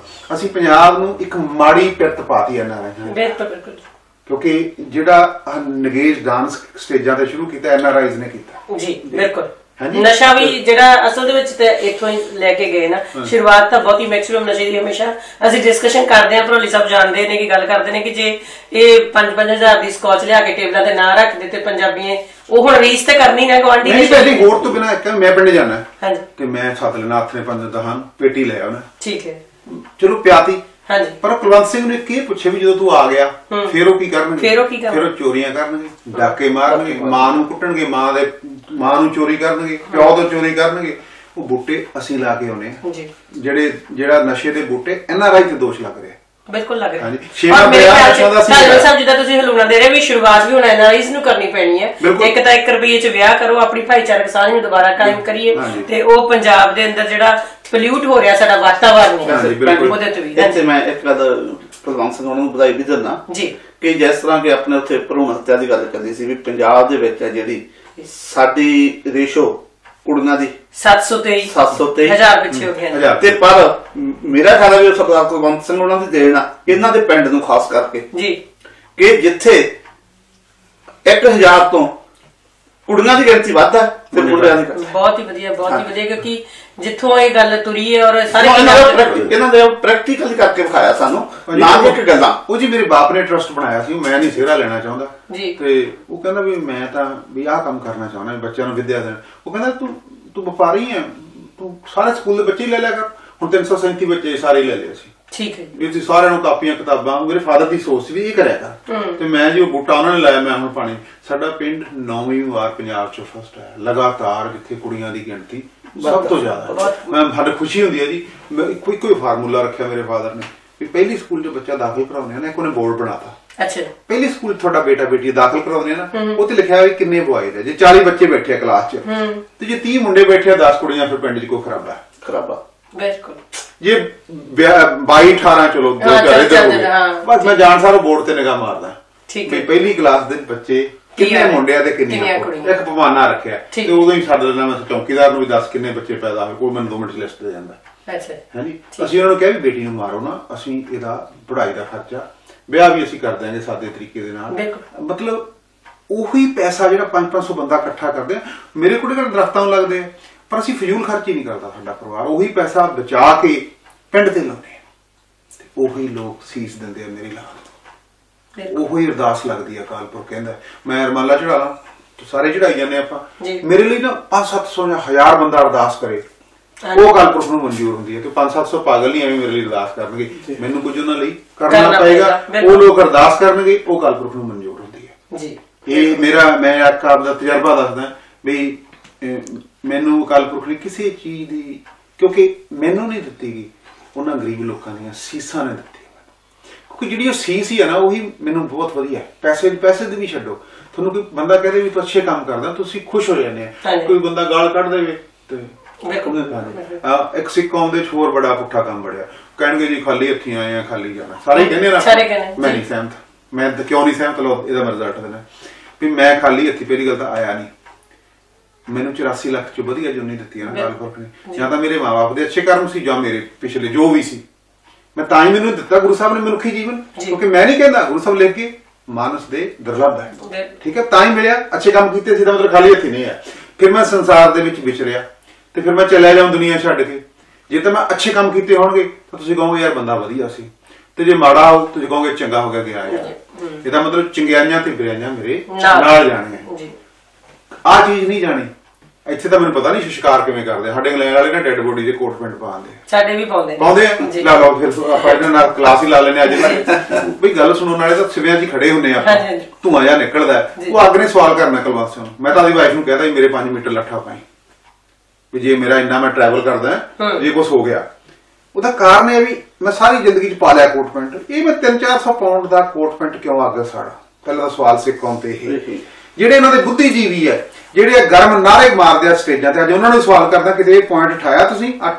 ਢੋਲਕੀਆਂ ਨੇ ਤੇ ਕੁੱਟੀ ਜਾਂਦੇ ਆ। ਮੈਂ ਇੱਕ ਸਵਾਲ ਕਰਦਾ, ਤੁਸੀਂ ਡੈਡ ਬੋਡੀ ਦੇ ਕੋਟ ਪੈਂਟ ਪਾਉਣੇ ਆ, ਠੀਕ ਹੈ, ਜਿਹੜਾ ਅੱਗ ਨੇ ਸਭ ਤੋਂ ਪਹਿਲਾਂ ਲਾਉਣਾ ਹੈ। ਮੈਨੂੰ ਸਵਾਲ ਕਰਨਾ ਕੁਲਵੰਤ ਸਿੰਘ, ਜੰਮਿਆ ਦਾ ਨੰਗਾ ਸੀ ਆ ਲੈ ਕੇ ਚੱਲਿਆ ਤੈਨੂੰ, ਮੈਨੂੰ ਉਸੇ ਅਵਸਥਾ ਚ ਅੱਗ ਨੇ ਕਰਨਾ ਜਿਹੜੀ ਚ ਮੇਰਾ ਜਨਮ ਹੋਇਆ, ਠੀਕ ਹੈ। ਆਪਾਂ ਸਿਵਿਆਂ 'ਚ ਖੜੇ ਹੁੰਦੇ ਆ ਜਦੋਂ ਧੂੰਆਂ ਜਿਹਾ ਨਿਕਲਦਾ, ਠੀਕ ਹੈ, ਉਸੇ ਅਵਸਥਾ 'ਚ ਮੈਨੂੰ ਕਰ ਲਿਆ। 5 ਮਿੰਟ ਦੇ ਵਿੱਚ ਇਹ 300 ਯੂਰੋ ਜਾਂ 400 ਪਾਉਂਡ ਅਸੀਂ ਸਾੜਦੇ ਆ ਤੇ ਹੁਣ ਇਹ 400 ਪਾਉਂਡ ਨਾਲ ਦੱਸਦੇ ਤੁਸੀਂ ਕੀ ਕਰ ਸਕਦੇ। 3 ਔਰਤਾਂ ਦੀ ਛਾਤੀ ਦੇ ਕੈਂਸਰ ਦੀ ਜਿਹੜੀ ਕੀਮੋਥੈਰੇਪੀ ਹੋਈ ਆ ਕੋਟ ਪੈਂਟ ਦੇ ਮੁੱਲ ਨਾਲ, ਜਿਹਨੂੰ ਤੁਸੀਂ ਅੱਗ ਸਾੜਦੇ ਆ ਸਿੱਖ ਕੌਮ ਵਾਲੇ, ਤੇ ਗੁਰੂ ਦੇ ਕਿਹਾ ਸੀ ਤੁਹਾਨੂੰ, ਗੁਰੂ ਨੇ ਕਿਹਾ ਸੀ 5 ਮੀਟਰ ਲੱਠਾ ਤੇ 2.5 ਮੀਟਰ ਦੀ ਚਾਦਰ ਕਰ ਦਿਓ। ਅਸੀਂ ਤਾਂ ਜੀ ਸਿੱਖ ਕੌਮ ਨੇ ਜਨਮ ਤੋਂ ਲੈ ਕੇ ਮਰਨ ਤੱਕ ਕੋਈ ਕੰਮ ਸਾਦਾ ਹੀ ਨਹੀਂ ਛੱਡਿਆ। ਜਿਸ ਦੇਖੋ ਡੇਟ ਆਫ ਬਰਥ ਮੇਰਾ ਗਲਤ ਹੈ, ਮੈਂ ਕਈ ਕੱਟੀ ਜਾਣਾ, ਉਹ ਵੀ ਗਲਤ ਹੈ ਜੀ। ਫਿਰ ਮੇਰੀ ਮਾਂ 18 ਦਾ ਹੋਇਆ, ਮੇਰੀ ਮਾਂ ਮੈਨੂੰ ਗੁਰਦੁਆਰੇ ਲੈ ਗਈ, ਉੱਥੇ ਰਮਾਲੇ ਚੜਾਈ ਜਾਂਦੀ ਹੈ ਬਗੈਰ ਮਤਲਬ ਤੋਂ। ਫਿਰ ਖੰਡ ਪਾਠ ਕਰਾਤਾ 21 ਦਾ ਹੋ ਗਿਆ, ਫਿਰ ਮੇਰਾ ਵਿਆਹ ਕੀਤਾ, 1000 ਬੰਦਾ ਉਹ ਇਕੱਠਾ ਕਰ ਲਿਆ। ਫਿਰ ਮੈਂ 51 ਦਾ 50 ਸਾਲ ਦਾ ਹੋ ਗਿਆ, ਫਿਰ ਮੇਰਾ ਕੇਕ ਕੱਟੀ ਜਾਂਦੇ ਆ। ਫਿਰ ਮੈਂ ਮਰ ਗਿਆ, ਉਹ ਨਹੀਂ ਮੇਰਾ ਛੱਡਿਆ। ਗੁਰੂ ਸਾਹਿਬ ਨੇ ਕਿਹਾ ਸੀ ਸਾਦੇ ਕੰਮ, ਸਾਦੇ ਵਿਆਹ, ਹਰ ਚੀਜ਼ ਸਾਦੀ। ਗੁਰੂ ਸਾਹਿਬ ਨੇ ਇੱਕ ਚੀਜ਼ ਹੋਰ ਕਹੀ ਸੀ ਸਿੱਖਾਂ ਨੂੰ ਵੀ ਸੋਚ ਉੱਚੀ ਰੱਖਣੀ ਹੈ, ਸੋਚ ਕਰ ਲਈ ਨੀਵੀਂ ਤੇ ਬਾਕੀ ਸਾਰੇ ਕੰਮ ਉੱਤੇ। ਤੁਸੀਂ ਫੇਲ ਆ ਫਿਰ ਇੱਥੇ। ਮੇਰੇ ਨਾਲ ਕੋਈ ਬੰਦਾ ਬੈਠ ਕੇ ਡਿਸਕਸ ਕਰ ਸਕਦਾ ਇਸ ਪੁਆਇੰਟ ਦੇ ਉੱਤੇ, ਤੇ ਜਿਹੜਾ ਬੰਦਾ ਮੇਰੇ ਨਾਲ ਡਿਸਕਸ ਕਰੇ, ਮੇਰਾ ਖੁੱਲਾ ਚੈਲੰਜ ਆ ਉਹਨੂੰ, ਆਹ ਪੁਆਇੰਟਸ ਪਹਿਲਾਂ ਘਰੇ ਨੋਟ ਕਰੇ ਵੀ ਜਿਹੜੀਆਂ ਅੱਜ ਗੱਲਾਂ ਹੋਈਆਂ ਕੀ ਮੈਂ ਇਹਦੇ ਚ ਪਰਫੈਕਟ ਹੈ, ਜੋ ਮੈਨੂੰ ਗੁਰੂ ਨੇ ਕਿਹਾ ਹੈ ਕੀ ਮੈਂ ਇਹ ਕਰ ਰਿਹਾ, ਤੇ ਤੁਹਾਡੀ ਆਤਮਾ ਜਵਾਬ ਦੇਊਗੀ। ਤੁਹਾਡੀ ਆਤਮਾ ਕਹੂਗੀ ਤੂੰ ਬਿਲਕੁਲ ਝੂਠਾ ਹੈ, ਜਿਹੜਾ ਤੇਰਾ ਪਹਿਰਾਵਾ ਹੈ ਇਹ ਵੀ ਝੂਠਾ ਹੈ। ਬੋਲੂਗੀ ਆਤਮਾ, ਜੇ ਨਹੀਂ ਬੋਲੂਗੀ ਤਾਂ ਮੈਂ ਅੱਗੇ ਤੋਂ ਰਿਜ਼ਾਈਨ ਕਰ ਦੂੰ ਪੋਸਟ ਤੋਂ। ਆਤਮਾ ਬੋਲੂਗੀ ਤੁਹਾਡੀ ਵੀ ਕੁਲਵੰਤ ਸਿੰਘ ਤੂੰ ਗਲਤ ਹੈ, ਪਰ ਅਸੀਂ ਮੰਨਣ ਨੂੰ ਤਿਆਰ ਨਹੀਂ ਭੈਣ ਜੀ। ਅਸੀਂ ਮੰਨਣ ਨੂੰ, ਅੱਛਾ ਜਨਮ ਤੋਂ ਲੈ ਕੇ ਮਰਨ ਤੱਕ ਕੋਈ ਸਾਦਾ ਕੰਮ ਨਹੀਂ ਛੱਡਿਆ। ਉਹੀ ਕਾਰਨ ਹੈ ਕਿ ਸਾਨੂੰ ਬਿਮਾਰੀਆਂ ਨੂੰ ਘੇਰਾ ਪਾਇਆ। ਡਾਕਟਰ ਸਾਹਿਬ ਇਹ ਤਾਂ ਗੱਲ ਹੋ ਗਈ ਬਿਲਕੁਲ ਸਾਡੇ ਇਹ, ਪਰ ਜਿੱਥੇ ਤੁਸੀਂ ਇੰਨਾ ਮਤਲਬ ਕੈਂਸਰ ਰੋਕਣ ਦੀ ਜਾਗਰਤੀ ਲੋਕਾਂ ਦੇ ਵਿੱਚ ਲਿਆ ਰਹੇ ਹੋ, ਇਹ ਹੋਵੇ ਹੀ ਨਾ। ਜਿੱਥੇ ਅਸੀਂ ਪਹਿਲਾਂ ਗੱਲ ਤੁਸੀਂ ਕੀਤੀ ਹੈ ਕਿ ਸਾਡਾ ਪਵਨ ਪਾਣੀ ਸਾਰਾ ਕੁਝ ਪਲੀਤ ਹੋ ਚੁੱਕਾ ਹੈ, ਇਹਦੇ ਵਾਸਤੇ ਲੋਕਾਂ ਨੂੰ ਤੁਸੀਂ ਕੋਈ ਜਾਗਰਤ ਕਰ ਰਹੇ ਹੋ ਨਾਲ ਨਾਲ ਕਿ ਆਪਣਾ ਆਲਾ ਦੁਆਲਾ ਜਿਹੜਾ ਹੈ ਇੰਨਾ ਸਿਹਤਮੰਦ ਕਰ ਲਓ। ਬਿਲਕੁਲ ਜੀ ਭੈਣ ਜੀ, ਮੈਂ ਅੱਜ ਹੈਮਬਰਗ ਸੈਰ ਕੀਤੀ ਸੁਬਾਹ ਤੇ ਮੈਨੂੰ ਬੜਾ ਸਾਫ਼ ਸੁਥਰਾ ਸ਼ਹਿਰ ਲੱਗਿਆ ਹੈ, ਤੇ ਮੈਂ ਕਿਹਾ ਵੀ ਅਸੀਂ ਪੰਜਾਬ 'ਚ ਵੀ ਆਈਡੀਅਲ ਜਾ ਸਕਦੇ ਹਾਂ। ਆਪਦੀ ਮਾਂ ਮਰਦੀ ਆ, ਉਹਦੇ ਨਾਂ ਦੇ ਪਿੰਡ 'ਚ ਪਾਰਕ ਬਣਾ ਦਿਓ, ਲੋਕਾਂ ਨੂੰ ਕਹੋ ਇੱਥੇ ਸੈਰ ਕਰੋ, ਪਿੰਡ 'ਚ ਜਿਮ ਦੇ ਦਿਓ, ਅੱਧਾ ਦਿਨ ਔਰਤਾਂ ਨੂੰ ਵੀ ਦਿਓ। ਮੈਂ ਆਪਦੀ ਮਾਂ ਦੇ ਨਾਂ ਤੇ ਜਿਮ ਬਣਾਈ, 2 ਵਜੇ ਤੱਕ ਮੈਂ ਔਰਤਾਂ ਨੂੰ ਕਿਹਾ ਵੀ ਤੁਸੀਂ ਜਾਣਾ ਭਾਈ ਬੀਬੀ, ਉਦੋਂ ਬਾਅਦ ਮੁੰਡੇ ਆਉਣ, ਕਿਉਂਕਿ ਉਹਨਾਂ ਬੱਚੇ ਪੈਦਾ ਕਰਕੇ ਪੇਟ ਸਾਹ ਦੇ ਵਧੇ ਪਏ ਆ, ਉਹਨਾਂ ਨੂੰ ਵਿਚਾਰਿਆਂ ਨੂੰ ਰੋਗ ਲੱਗ ਰਹੇ ਆ। ਉਸ ਤੋਂ ਬਿਨਾਂ ਤੁਸੀਂ ਬਹੁਤ ਕੁਝ ਦੇ ਸਕਦੇ ਆ ਪਿੰਡ ਨੂੰ, ਕੀ ਨਹੀਂ ਦੇ ਸਕਦੇ। ਮੇਰੀ ਮਾਂ ਮਰਦੀ ਹੈ, ਠੀਕ ਹੈ, ਤੇ ਮੈਂ ਉਹਦੀ ਯਾਦ 'ਚ ਪਿੰਡ 'ਚ ਡੂੰਘਾ ਪਾਣੀ ਦਾ ਬੋਰ ਕਰਾਵਾਂ ਮਾਂ ਦੇ ਨਾਂ ਤੇ ਉੱਥੇ ਅਰਦਾਸ ਕਰਾਂ, ਤੇ ਸਾਰੇ ਪਿੰਡ ਨੂੰ ਸਾਫ਼ ਪਾਣੀ ਦੇਣਾ, ਇਦੋਂ ਵੱਡਾ ਕੋਈ ਪੁੰਨ ਹੈ। ਪਰ ਤੁਸੀਂ ਨਹੀਂ ਕਰਦੇ, ਤੁਸੀਂ ਖੰਡ ਪਾਠ ਕਰਾ ਕੇ ਜਲੇਬੀਆਂ ਖਵਾਉਂਦੇ। ਇੱਕ ਸਾਰੇ ਪਿੰਡ ਨੂੰ ਸਾਫ਼ ਪਾਣੀ ਦੇਣਾ, ਮੇਰੀ ਮਾਂ ਦੀ ਯਾਦ 'ਚ, ਮੇਰੇ ਬਾਪ ਦੀ ਯਾਦ 'ਚ। ਮੈਂ ਕਹਿੰਦਾ ਮਰੇ ਤੋਂ ਨਾ ਕਰਾਓ, ਮੇਰਾ ਬਾਪ ਜਿਉਂਦਾ ਜੀ, ਤੇ ਮੈਂ ਉਹਨੂੰ ਕਿਹਾ ਵੀ ਸ਼ਾਇਦ ਮੈਂ ਤੇਰਾ ਭੋਗ ਨਾ ਪਾਵਾਂ ਮਰੇ ਤੋਂ ਬਾਅਦ, ਤੂੰ ਜਿਉਂਦਾ ਦੇਖ, ਤੂੰ ਮੈਨੂੰ ਦੱਸ ਕੀ ਕਰਾਂ, ਤੂੰ ਦੇਖ ਕੀ ਮੋਟਰ ਤੇ ਲੱਗਦਾ ਪਿੰਡ ਦੇ ਵਿੱਚ। ਰੇਸ਼ਮ ਸਿੰਘ ਜੀ 250-300 ਫੁੱਟ ਤੋਂ ਪਾਣੀ ਲੈ ਕੇ ਪਾਣੀ ਨੂੰ ਟੈਸਟ ਕਰਾ ਦਿਓ, ਉਹ 100 ਰੁਪਏ ਦੇ ਵਿੱਚ ਪਾਣੀ ਟੈਸਟ ਹੋ ਜਾਂਦਾ ਵੀ ਪਸ਼ੂਆਂ ਦੇ ਪੀਣ ਦੇ ਕਾਬਲ ਹੈ ਜਾਂ ਇਨਸਾਨੀਅਤ ਦੇ। ਉਹ ਪਾਣੀ ਸਾਫ਼ ਤੁਸੀਂ ਸਾਰਾ ਪਿੰਡ ਪੀਵੇ, ਫਿਰ ਕਿੰਨੇ ਲੋਕਾਂ ਨੂੰ ਤੁਸੀਂ ਬਚਾ ਸਕਦੇ ਆ। ਪਰ ਤੁਸੀਂ ਇਹ ਰਸਤੇ ਤੇ ਨਹੀਂ ਚੱਲਦੇ। ਮੇਰੀਆਂ ਬੇਨਤੀਆਂ, ਮੈਂ ਕਿਸੇ ਦਾ ਦਿਲ ਨਹੀਂ ਦਿਖਾਉਣਾ ਚਾਹੁੰਦਾਗਾ, ਪਰ ਮੈਂ ਖਲੋਣਾ ਜ਼ਰੂਰ ਦੇਣਾ ਚਾਹੁੰਦਾ ਵੀ ਆਪਾਂ ਇਸ ਰਸਤੇ ਤੇ ਤੁਰੀਏ ਸਾਰੇ। ਇੱਕ ਸਵਾਲ ਹੋਰ, ਆਪਣੇ ਮੀਡੀਆ ਪੰਜਾਬ ਦੇ ਸਰੋਤਿਆਂ ਨੂੰ ਤੁਸੀਂ ਦੱਸੋ ਕਿ ਜੇ ਉਹਨੀ ਕੈਂਪ ਆਪਣੇ ਪੰਜਾਬ 'ਚ ਆਪਣੇ ਪਿੰਡ ਕੈਂਪ ਲਾਉਣੇ ਆ, ਕੀ ਪ੍ਰੋਸੀਜਰ ਉਹਦਾ, ਕਿਵੇਂ ਤੁਹਾਡੇ ਨਾਲ ਕਨੈਕਟ ਕਰਨਾ? ਦੇਖੋ ਜੀ, ਮੈਂ ਵੀਰ ਜੀ ਰੇਸ਼ਮ ਸਿੰਘ ਜੀ ਬੈਠੇ ਆ, ਬੀਬੀ ਜੀ ਬਾਜਵਾ ਜੀ ਬੈਠੇ ਆ, ਇਹ ਅਸੀਂ ਇਹਨਾਂ ਨੂੰ ਮੀਡੀਆ ਪਾਰਟਨਰ ਪਹਿਲਾਂ ਤਾਂ ਬਣਾਉਂਦੇ ਆ ਪੰਜਾਬ ਵਾਲਿਆਂ ਨੂੰ। ਸਾਡੇ ਇੱਧਰ ਯੂਰਪ ਦੇ ਵਿੱਚ ਮੀਡੀਆ ਪਾਰਟਨਰ ਆ, ਮੇਰਾ ਨੰਬਰ ਇਹਨਾਂ ਤੋਂ ਲੈ ਸਕਦੇ ਹੋ। ਪੰਜਾਬ ਦੇ ਹਰ ਕੈਂਪ ਨਾਲ ਭਾਵੇਂ ਮੈਨੂੰ 50 ਕਾਲਾਂ ਕਰਿਓ, ਮੈਂ ਖੁਦ ਫੋਨ ਚੱਕੂਗਾ, ਮੇਰਾ ਸਟਾਫ ਨਹੀਂ ਚੱਕੂਗਾ, ਤੁਹਾਡੇ ਨਾਲ ਵਾਅਦਾ ਹੈ। ਹਰ ਬਜ਼ੁਰਗ ਦੀ ਪੰਜਾਬੀ 'ਚ ਬੋਲਦਾ ਮੈਂ, ਤੁਸੀਂ ਆਪਦੇ ਪਿੰਡ 'ਚ ਕੈਂਪ ਬੁੱਕ ਕਰਾਓ, ਆਪਦੀ ਵੇਟਿੰਗ ਲਿਸਟ ਹੈ, ਪਰ ਕਈ ਕੈਂਸਲੇਸ਼ਨ ਆ ਜਾਂਦੀ, ਸਾਡੀ ਇੱਕ ਨਵੀਂ ਬੱਸ ਵੀ ਆ ਰਹੀ ਹੈ। ਪਹਿਲਾਂ ਕੈਂਪ ਤੁਹਾਨੂੰ ਬੁੱਕ ਕਰਾਉਣਾ ਪਊਗਾ, ਨਾ ਆਪਦੇ ਪਿੰਡ ਦਾ ਨਾਂ, ਠੀਕ ਹੈ, ਇੱਕ ਪਿੰਡ ਦੇ ਵਿੱਚ ਜ਼ਿੰਮੇਦਾਰ ਬੰਦੇ ਦਾ ਟੈਲੀਫੋਨ, ਪੇਮੈਂਟ ਦੀ ਕੋਈ ਚਿੰਤਾ ਨਹੀਂ, ਜਦੋਂ ਤੁਹਾਡੇ ਕੋਲੇ ਹੋਏ ਦੇ ਦਿਓ, ਤੇ ਨਾ ਹੋਏ ਕੋਈ ਫਰਕ ਨਹੀਂ। ਧਾਲੀਵਾਲ ਸਾਹਿਬ ਦਾ ਖਰਚਾ ਕਿੰਨਾ ਕੈਂਪ? ਇੱਕ ਕੈਂਪ ਦਾ ਜੀ 700 ਯੂਰੋ ਇੱਕ ਪਿੰਡ ਦਾ, ਤੇ ਜੇ 300 ਦਵਾਈ 1000 ਯੂਰੋ ਖਰਚਾ। ਪਰ ਸਾਨੂੰ ਇੱਕ ਪੰਗਾ ਖੜਾ ਹੋ ਚੁੱਕਿਆ ਵੀ ਖੇਮ ਕਰਨ ਦੀ ਬੈਲਟ ਆਈਡੀ ਅੰਮ੍ਰਿਤਸਰ ਤੋਂ ਉਤਲੀ ਕਰਦਾ, ਉਸ ਦਾ ਬਾਹਰ ਬੰਦਾ ਨਹੀਂ ਕੋਈ ਆਇਆ। ਹਾਂ ਬਿਲਕੁਲ, ਠੀਕ ਹੈ, ਅਸੀਂ ਉਹ ਵੀ ਚੈੱਕਅਪ ਕਰਨਾ। ਜਿਹੜਾ ਇਹ 700 ਯੂਰੋ ਦੇ ਵਿੱਚੋਂ 200 ਯੂਰੋ ਸਾਨੂੰ ਬਚਦਾ ਵੀ ਹੈ, ਤੇ ਕੋਈ ਬੰਦਾ 100 ਯੂਰੋ ਡੱਬਾ ਖੱਟਾ ਕਰਕੇ ਕਰਦਾ, ਉਹਨਾਂ ਪੈਸਿਆਂ ਦੇ ਨਾਲ ਅਸੀਂ ਜਿਹੜੇ ਪਿੰਡ ਦਾ ਕੋਈ ਵੀ ਐਨਆਰਆਈ ਨਹੀਂ। ਬਿਲਕੁਲ ਇਹੀ ਹਾਲ ਸੰਗਰੂਰ ਮਾਨਸਾ ਦੀ, ਉਹ ਮਤਲਬ ਬਢਲਾਡਾ ਹਰਿਆਣੇ ਦੇ ਨਾਲ ਅਸੀਂ ਜੀ ਉਹ 1.5-2 ਸਾਲ ਹੁਣ ਉੱਥੇ ਬੜੇ ਹੋਏ ਆ ਸਾਡੀਆਂ ਬੱਸਾਂ।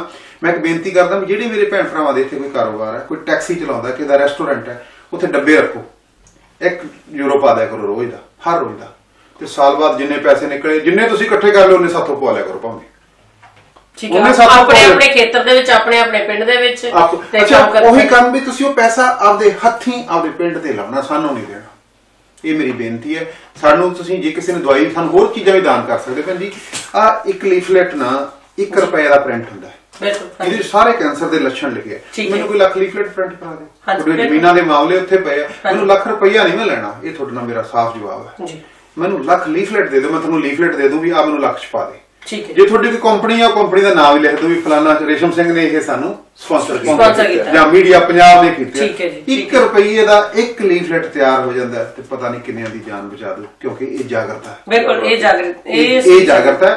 ਇਹ ਤੁਸੀਂ ਦਾਨ ਇਸ ਤਰ੍ਹਾਂ ਦੀ ਕਰੋ। ਇਹ ਪੈਸੇ ਨਹੀਂ ਮੈਂ ਲੈਣੇ, ਇਹ ਤੁਹਾਨੂੰ ਸਾਫ਼ ਮੇਰਾ ਠੋਕ ਕੇ ਜਵਾਬ ਹੈ ਵੀ ਇਹ ਜਿਹੀ ਦਵਾਈ ਲੈ ਦਿਓ ਲੱਖ ਰੁਪਏ ਦੀ, ਤੁਹਾਨੂੰ ਦੱਸ ਦਿਓ ਉੱਥੋਂ ਖਰੀਦੋ, ਦਵਾਈ ਦਾ ਲੰਗਰ ਲਾਓ ਤੇ ਉਹ ਲੰਗਰ ਆਪ ਵਰਤਾਓ। ਬਿਲਕੁਲ ਦਵਾਈ ਦਾ ਟੇਬਲ ਲਾ ਦੇਵਾਂਗੇ ਤੁਹਾਨੂੰ ਕਿਸੇ ਕੈਂਪ ਦੇ ਉੱਤੇ ਤੇ ਤੁਸੀਂ ਆਪ ਮਗਰ ਖੜੋ, ਮਰੀਜ਼ ਆਊਗਾ ਮੈਨੂੰ 2 ਦਿਨ ਦੀ ਦਵਾਈ ਆਪ ਚੱਕ ਕੇ ਉਹਨੂੰ ਗੋਲੀਆਂ ਫੜਾਓ।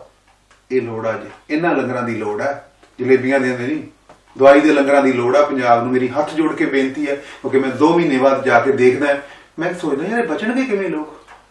ਸਾਡਾ ਤਾਂ ਇਲਾਜ ਵੀ ਬਿਲਕੁਲ ਫ੍ਰੀ ਹੈ, ਇੰਗਲੈਂਡ ਪਾਣੀ ਵੀ ਸਾਫ਼ ਹੈ, ਤੇ ਸਾਨੂੰ ਚਿੰਤਾ ਹੋਈ ਪਈ ਸਾਡੀ ਹਾਲਤ ਇਹ ਹੋਣੀ, ਪੰਜਾਬ ਵਾਲੇ ਦਾ ਕੀ ਹੋਊਗਾ। ਮੇਰੀਆਂ ਬੇਨਤੀਆਂ ਮੰਨ ਕੇ ਤੁਸੀਂ ਆਪੋ ਆਪਣੇ ਪਿੰਡਾਂ 'ਚ ਵੜੋ।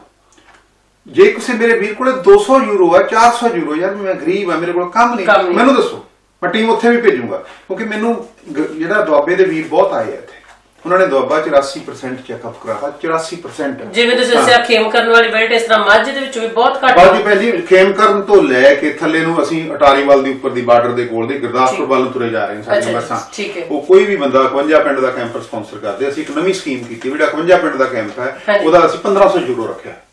ਠੀਕ ਹੈ, ਕੈਂਪ ਦਾ ਖਰਚਾ ਤਾਂ ਬਹੁਤ ਹੈ, ਬਾਕੀ ਸਾਡੀ ਸੰਸਥਾ ਪਾਉਂਦੀ ਹੈ। ਠੀਕ ਹੈ, 1500 ਯੂਰੋ ਦੇ ਦੇਵੇ। ਮੰਨ ਲਓ ਰੇਸ਼ਮ ਸਿੰਘ ਜੀ ਨੇ ਕਹਿਦਾ ਵੀ ਮੈਂ 51 ਪਿੰਡਾਂ ਨੂੰ ਸਪਾਂਸਰ ਕਰਦਾ, ਬਾਕੀ ਸਾਡੀ ਸੰਸਥਾ ਪਾਉਗੀ। ਠੀਕ ਹੈ, ਉਹ ਮਤਲਬ 51 ਪਿੰਡਾਂ ਨੂੰ ਅਸੀਂ, ਸਾਡੇ ਕੋਲ ਇੱਕ ਸੰਸਥਾ, ਮੰਨ ਲਓ ਇਹ ਨਹੀਂ ਵੀ ਜਾ ਸਕਦੇ ਉੱਥੇ। ਇੱਕ ਇਹ ਵੀ ਸਵਾਲ ਹੈ ਕਿ NRI ਵੀਰ ਨਹੀਂ ਜਾ ਸਕਦੇ, ਇਹ ਜ਼ਰੂਰੀ ਵੀ ਟਿਕਟ ਲਾ ਕੇ ਖੁਦ ਜਾਣਾ, ਉੱਥੇ ਨਾ ਜਾਓ, ਸਾਨੂੰ ਪਿੰਡ ਦਾ ਨਾਂ ਦੱਸ ਦਿਓ। ਸਾਡੇ ਕੋਲ ਇੱਕ ਸੰਸਥਾ ਅਸੀਂ ਉੱਥੇ ਬਣਾਈ ਹੈ, ਉਹਦਾ ਕੰਮ ਹੀ ਮੂਹਰੇ ਸਾਡੇ ਡਾਕਟਰਾਂ ਨੂੰ ਰੋਟੀ ਪਾਣੀ ਸੁਧਾਰਨ, ਸਾਡੇ ਡਾਕਟਰਾਂ ਨੂੰ ਪੈਗ ਨਾ ਲਵਾਇਆ ਕਰੋ।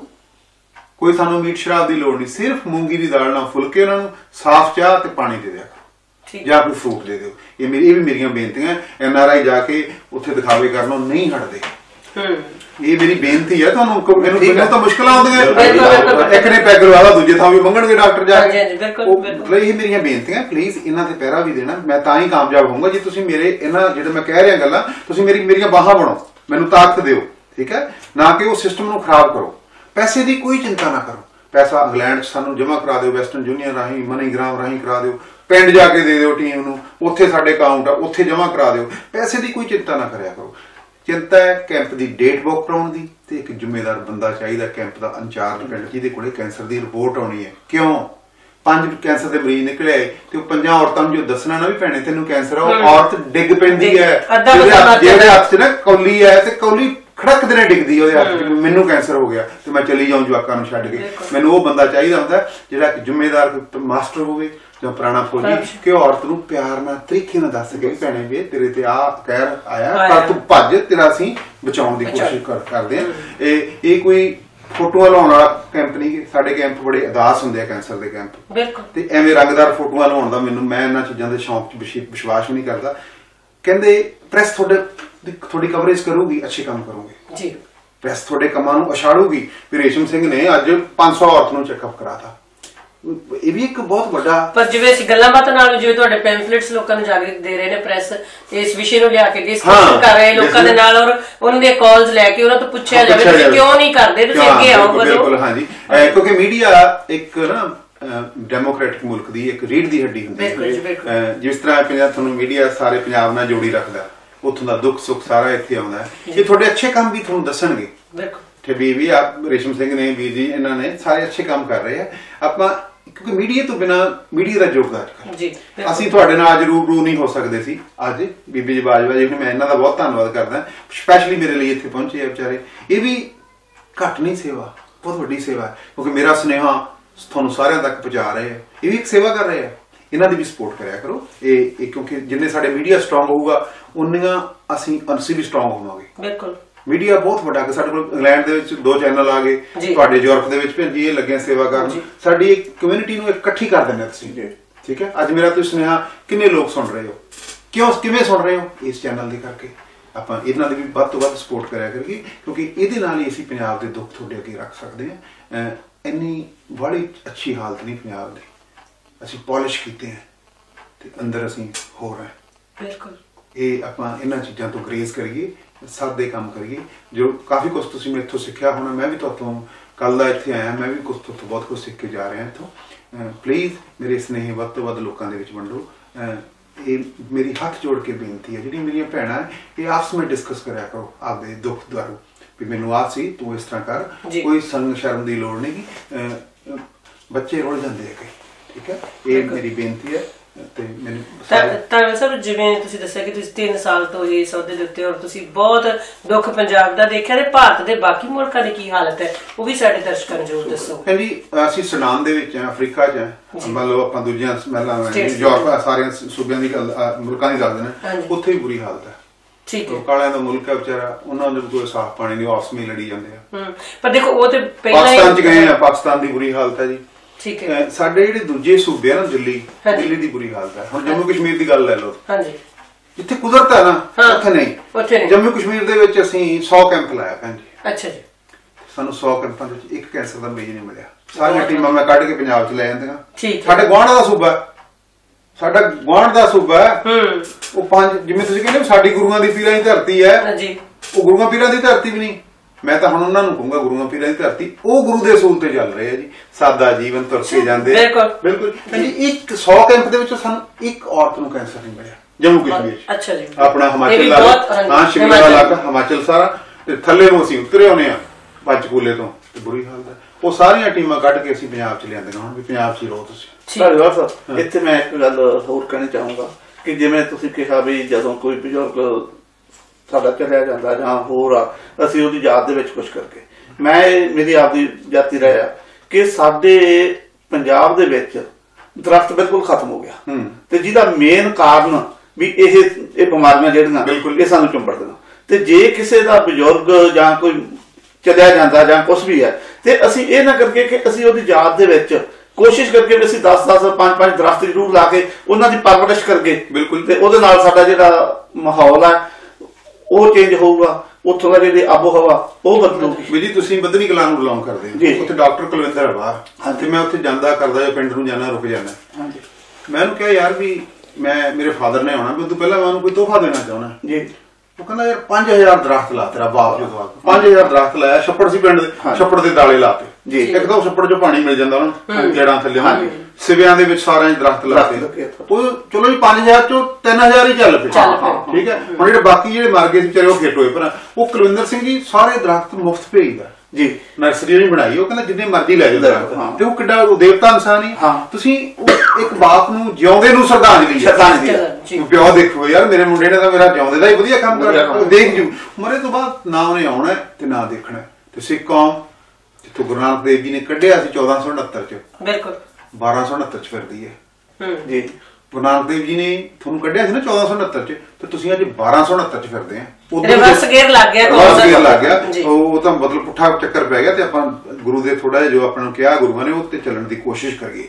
ਮੈਂ ਮੰਨਦਾ ਸਾਰੇ ਤਾਂ ਨਹੀਂ ਚੱਲ ਸਕਦੇ, ਪਰ ਪੂਰੀ ਕੋਸ਼ਿਸ਼ ਕਰੀਏ। ਮਾਫ ਕਰਨਾ, ਮੈਂ ਵੀ ਕਲੀਨ ਸ਼ੇਵ ਹਾਂ, ਪਰ I will try my best ਕਿ ਮੈਂ ਜੋ ਗੁਰੂ ਨੇ ਕਿਹਾ ਵੀ ਕੁਛ ਤਾਂ ਕਰਾ ਦੇਵਾਂ, ਕੁਛ ਤਾਂ ਕਰਾਂ।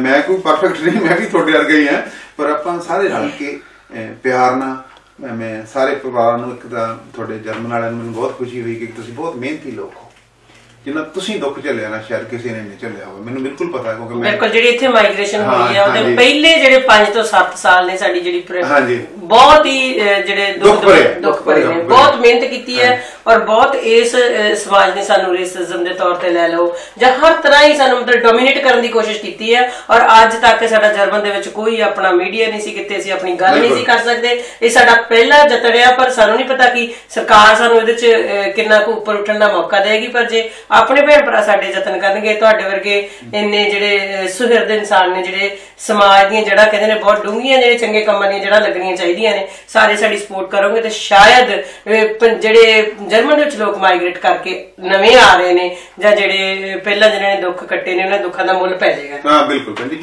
ਭੈਣ ਜੀ, ਰੋਕੋ ਕੈਂਸਰ ਦਾ ਇੱਕੋ ਹੀ ਸਾਫ਼ ਸੁਨੇਹਾ ਸਾਰਿਆਂ ਨੂੰ ਜੀ, ਸਾਨੂੰ ਪੈਸਾ ਨਾ ਦਿਓ, ਉਹੀ ਪੈਸਾ ਸਾਦੇ ਕੰਮ ਕਰਕੇ ਜੀ ਬਿਲਕੁਲ ਆਪਦੇ ਪਿੰਡ ਦੇ ਲਾ ਦਿਓ। ਇੱਕੋ ਹੀ ਬਹੁਤ ਵੱਡੀ ਸੋਚ ਹੈ। ਹਾਂਜੀ, ਮੈਨੂੰ ਪੈਸਾ ਦੀ ਲੋੜ ਨਹੀਂ ਭਰਾਵੋ, ਮੈਂ ਤੁਹਾਨੂੰ ਮੇਰੀ ਬੇਨਤੀ ਹੈ ਡਾਕਟਰ ਸਾਹਿਬ ਤੁਸੀਂ ਗੱਲ ਕਰ ਰਹੇ ਸੀ ਕਿ 3 ਸਾਲ ਤੋਂ ਤੁਸੀਂ ਇਸ ਅਹੁਦੇ ਤੇ ਹੋ ਔਰ ਤੁਹਾਨੂੰ ਬਹੁਤ ਵੱਡੀ ਤਨਖਾਹ ਜਿਹੜੀ ਉਸ ਸੰਸਥਾ ਵੱਲੋਂ ਮਿਲਦੀ, ਪਰ ਤੁਸੀਂ ਲੈ ਨਹੀਂ ਰਹੇ, ਉਸ ਬਾਰੇ ਵਿੱਚ ਜ਼ਰੂਰ ਦਰਸ਼ਕਾਂ ਨੂੰ ਕੁਝ ਦੱਸੋ।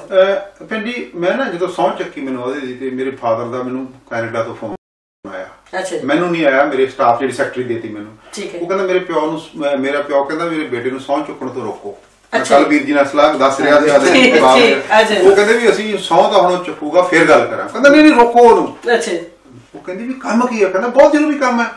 ਚਲੋ ਜੀ, ਸਹੁੰ ਤਾਂ ਕੀ ਰੁਕਣੀ ਸੀ, ਉਹ ਚੁੱਕੀ ਮੈਂ ਆਪਦੇ ਧਰਮ ਦੀ। ਮੈਂ ਸਿੱਖ ਹਾਂ, ਮੈਂ ਈਸਾਈਆਂ ਦੀ ਸਹੁੰ ਨਹੀਂ ਚੱਕੀ ਸੀ, ਮੈਂ ਆਪਦੇ ਗੁਰੂ ਦੀ ਚੱਕੀ ਸੀ। ਗੁਰੂ ਗ੍ਰੰਥ ਸਾਹਿਬ, ਮੈਨੂੰ ਤੂੰ ਇਸ ਤੇ ਬਿਠਾਇਆ ਕਿ ਮੈਂ ਵੱਧ ਤੋਂ ਵੱਧ ਸੇਵਾ ਕਰ ਸਕਾਂ।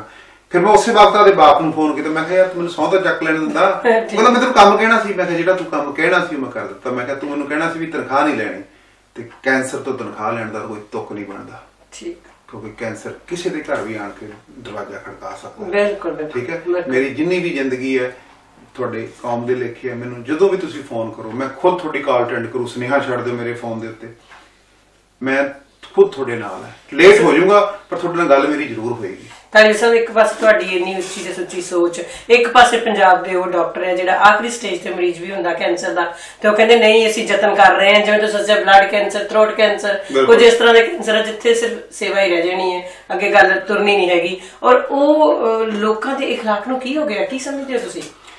ਅਸੀਂ ਮੋਰਲੀ ਬੈਂਕਰਪਟ ਹੋ ਗਈ ਸਿੱਖ ਕੌਮ। ਇੱਕ ਤਾਂ ਹੁੰਦਾ ਨਾ ਮੋਰਲੀ ਬੈਂਕਰਪਟ, ਅੰਦਰੋਂ ਬੈਂਕਰਪਟ ਹੋ ਗਈ। ਜਿਹੜੀ ਕੌਮ ਅੰਦਰੋਂ ਬੈਂਕਰਪਟ ਹੋ ਜੇ ਨਾ, ਉਹਦਾ ਹੱਲ, ਉਹਦਾ ਫਿਊਚਰ ਡਾਰਕ ਹੀ ਹੁੰਦਾ।